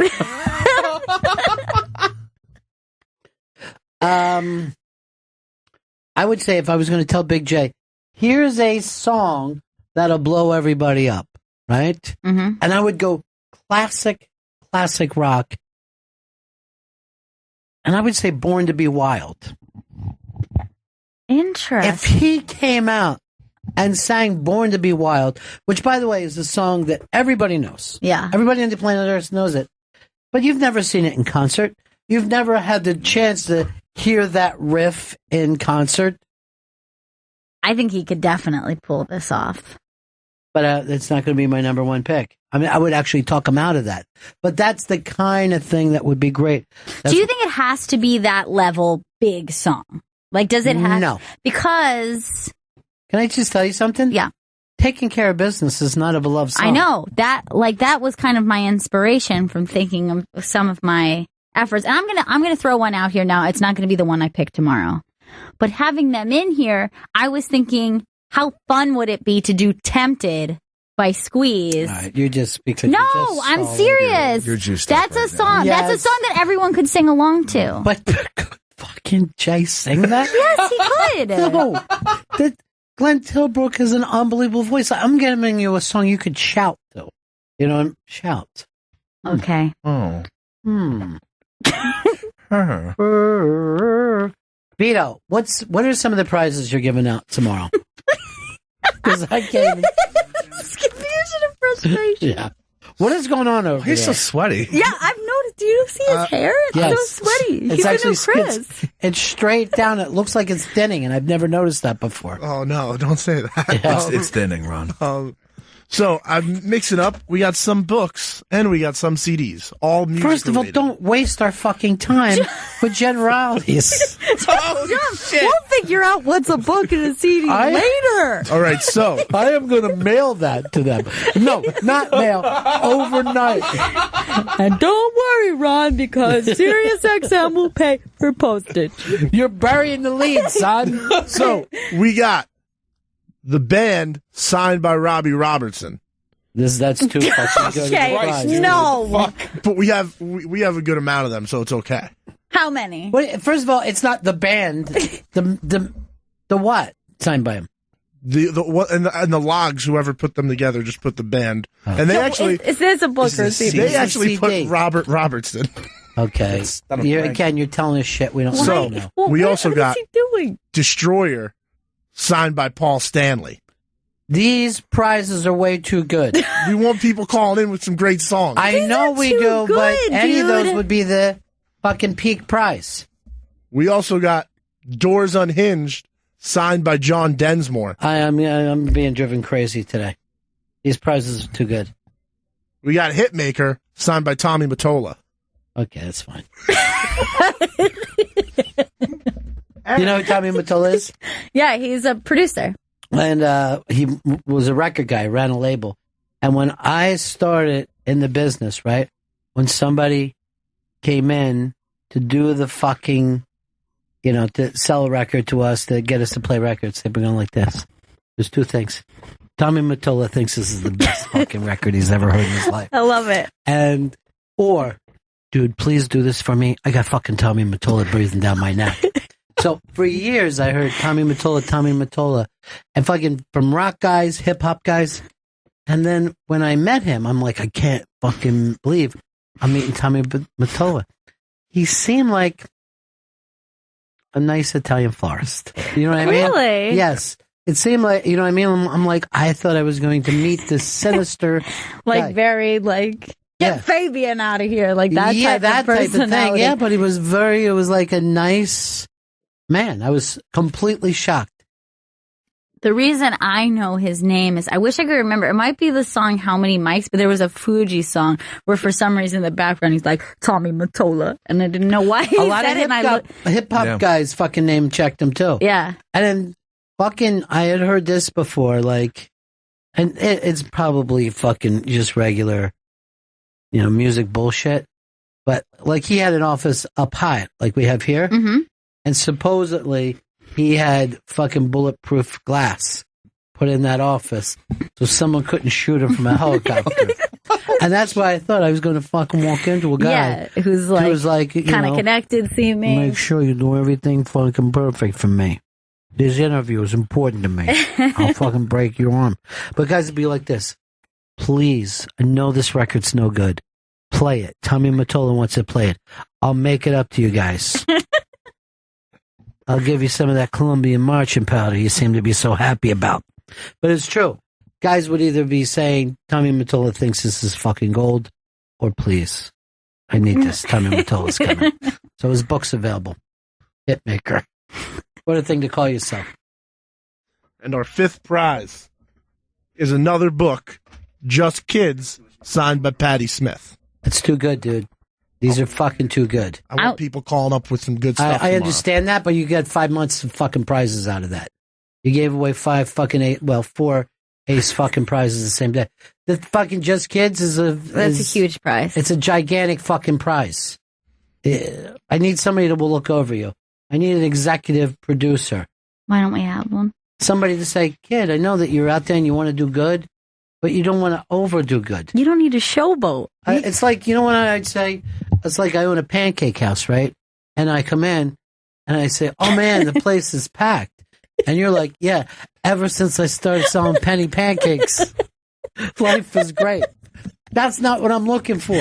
I don't want you to feel like, hey, everybody's excited about this, but you cost everybody. You didn't run this by anybody? No, I ran it by my own brain. Okay. In the future, if that comes up, remember your own brain is stupid. I need to focus on getting smarter like we talked about. No. You need to run it past another brain. You're never going to get smart enough. That's okay. You did your best under really good circumstances. You know what I'm saying? Like if any of those were the number one prize, it would be fucking great. You're giving out 4 number one prizes for Jay. I'm going to be totally honest here. Jay singing a song. Now, Goddamn Comedy Jam, I read this today on the iBang, picked up. Full-time show. Really? Full-time show by Comedy Central. Man, that show is a blast. Everyone loves singing. It's time. It's singing's time? Yeah. Do you think up to this? First of all, you would rather watch... I'm being Chris. Yeah. Chris, here's the deal. What's that? You're watching a fucking show with Steve Renabisi is singing a song, but not one with Glenn Tilbrook is singing a song. Do you understand the nuttiness of that? But like, what was this point where singing wasn't popular? It's so hot right now. You said singing is big right now. When he was in drum corps, he used to get in trouble for singing. They just wanted me to shut up all the time. You're so lucky, Vito. Just fucking had a Wizard of Id, everything must go sale. It was a fire sale. Crazy Vito. When you said Patti Smith, I could have fucking choked you. You know what? I'm so mad at myself after he said like the third prize. I can go bring me that list over here so I can change one out. Because once you say it on the air, we're fucked. But a Patti Smith fan, okay? Here. That would be heaven, and they would go through heaven and hell to get to that signed book. That book won like a Pulitzer Prize or something, too. That's why I thought it would be a good prize. You're being dumb, dude. You're being dumb right now. That's a prize that's on its own, not 1 of 5. That's what I'm trying to say to you. Yes, it's a good prize for them, right? The listener. But I told you early on, I don't give a shit about the listeners. When are we coming back from this break? We're on the air. Dump out everything I've said in the last 18 minutes. Not enough dump. I want to apologize. That's gross. First of all, I want to apologize to listeners. And what you heard was locker room talk. Okay? This is something when we're in the locker room together, we talk about prizes when we we're might sweating give out. And showering, we like to say bad stuff about the listeners. But when the mics are on, we act like we like you. To us, you're the most important thing in the history of the planet Earth. Yeah. More important than God. And I just want to say this is no different than you guys would talk about us over white wine at brunch with your friends. Where you call us the N-word. Or say we're as lazy as that. I know that they do it. Where's Norman Lear? EW? EW. You see leads come by and try to give me all kinds of hand signals? Yeah. Like, were they okay? You book one guest a year. Just fucking relax, Steve. Chill out. Chillax, as we like to say. Do I need to break one more time or take it to the limit like the Eagles? You break one more time. Wait. Go ahead. Sorry, go ahead. No, I want you to go. No, I'm fine. No, I want you to say. No, I don't even remember what I was going to say. You want to say, take it to the limit. Bennington Show. One more time. It's the Bennington Show on a Thursday. Friday. Tomorrow, Big J's going to be in for a couple hours. And Vito is giving out the greatest prize day in the history of my fucking career. And I don't just mean the Bennington Show, Ron and Fez Show, all the way back when I started, from the first day on. We've never given away prizes like this before. Something like this would take months of planning and promos to brag about. We're doing none of that. We're just doing it off the top of our heads. And you guys have been doing great lately. Chris, Vito, Gail, you've been amazing. Thanks. And I wanted to get you something because this show has just been, it's just been so great and so much fun lately. So my friends over at Billy Bob Products have this great product where it's a custom logoed hat. What? Billboard caps. And it's got like a dry eraser on the billboard and a little place for the pen. So you can change what you're doing. And like, here's one for you, Gail. Oh, thank you. I want you to have it because purple, I figured, was like a girl's color. I thought you'd have fun with that. Yeah, I love purple. Black. Who's the man in black? Chris Stanley. I put that down as Pepper. Thank you. And then, of course, Vito. I got one for you here. Come over and get it, Vito. I thought as a joke I wouldn't get one for myself. I thought the funniest thing would be if I don't wear one. This hat fits well on my giant head. I like it a lot. It actually is very looks very good on you. Here, put that. Let's see if it fits you, Vito. That's good. So you each have your names on it. Good. Pepper. Gail. But if anybody wants to check this out, let's tweet this out. BillyBobProducts.com. BillyBobProducts.com. I'm very interested in this product. I'm hoping I'm going to talk to Billy Bob because my dream is to take this to Shark Tanks. So, Sharks, are you ready to dry erase some money for yourself? I've gotten each of your own hat.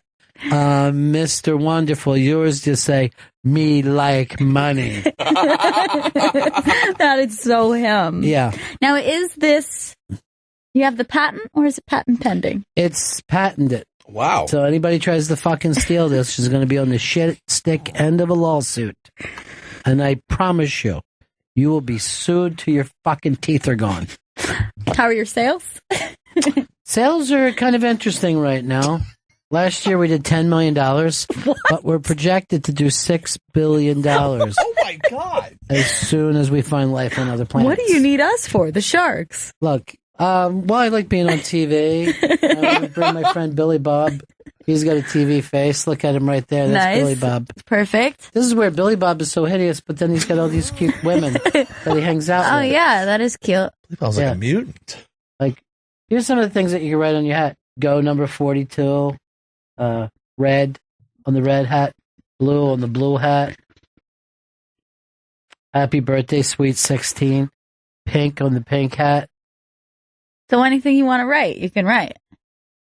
It's patented. And look how many explanation points that is.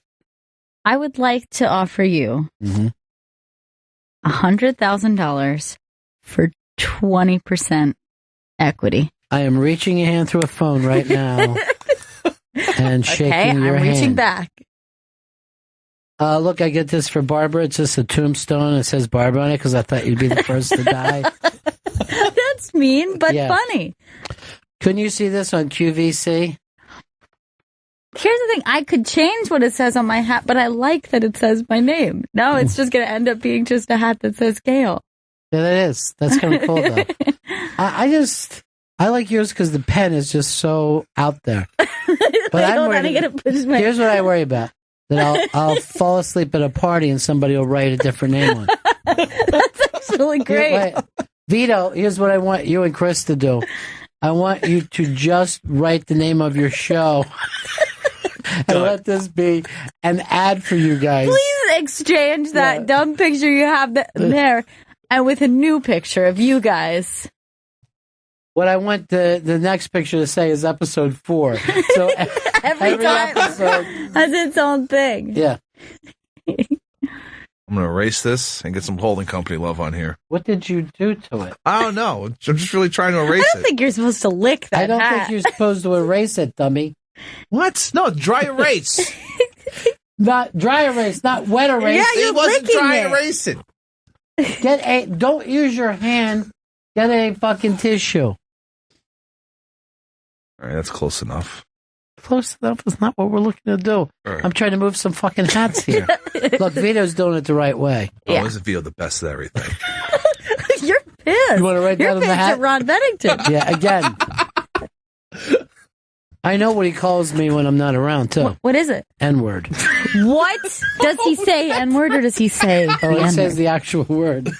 He says the actual word. And he says I'm that rich. Chris! I don't say that. That's just rumors, man. Right that on your hat, then. It's rumors, man. Suddenly he's Scotty from Star...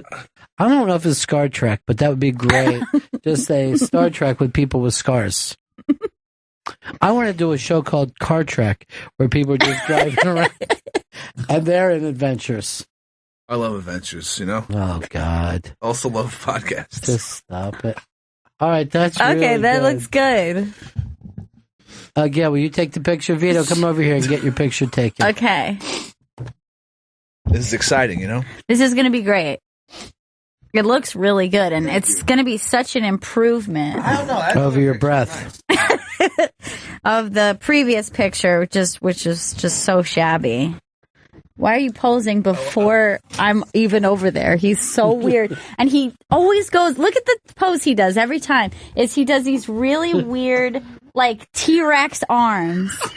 Every time. Now, is this going to be, Ron Bennington, is that too dark?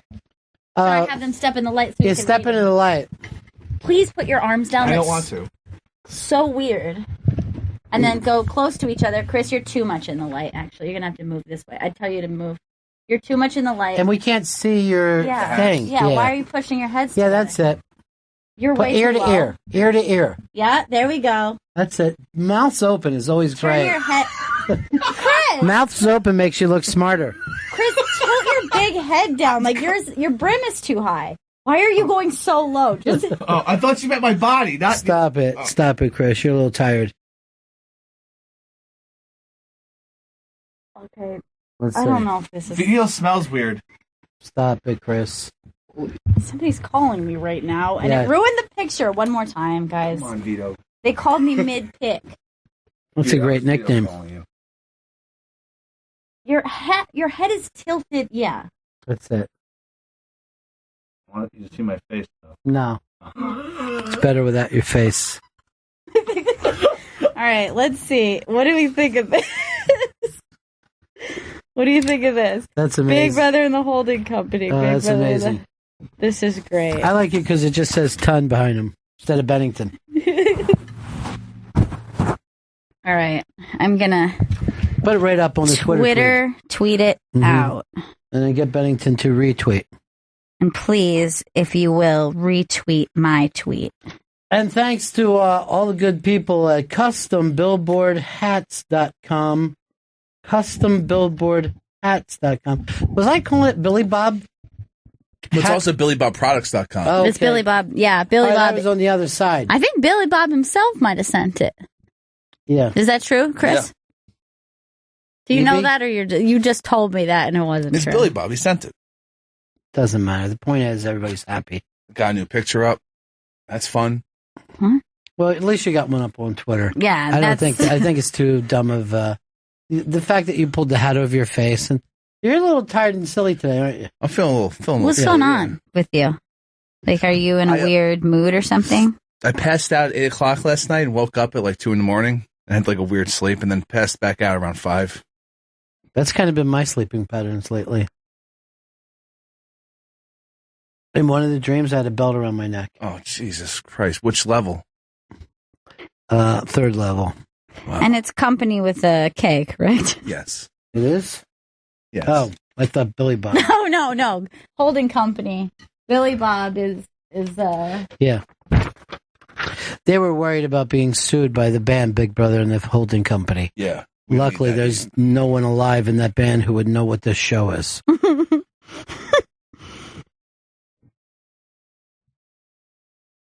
All right, so tomorrow, a plethora of prizes when Big J Okerson is doing the show. Chris, you got stuff for me to do after the show? Yes. Cancel it. I shan't bother with any of I it. have to move a lot of things around. Good. Make it as difficult as possible on yourself.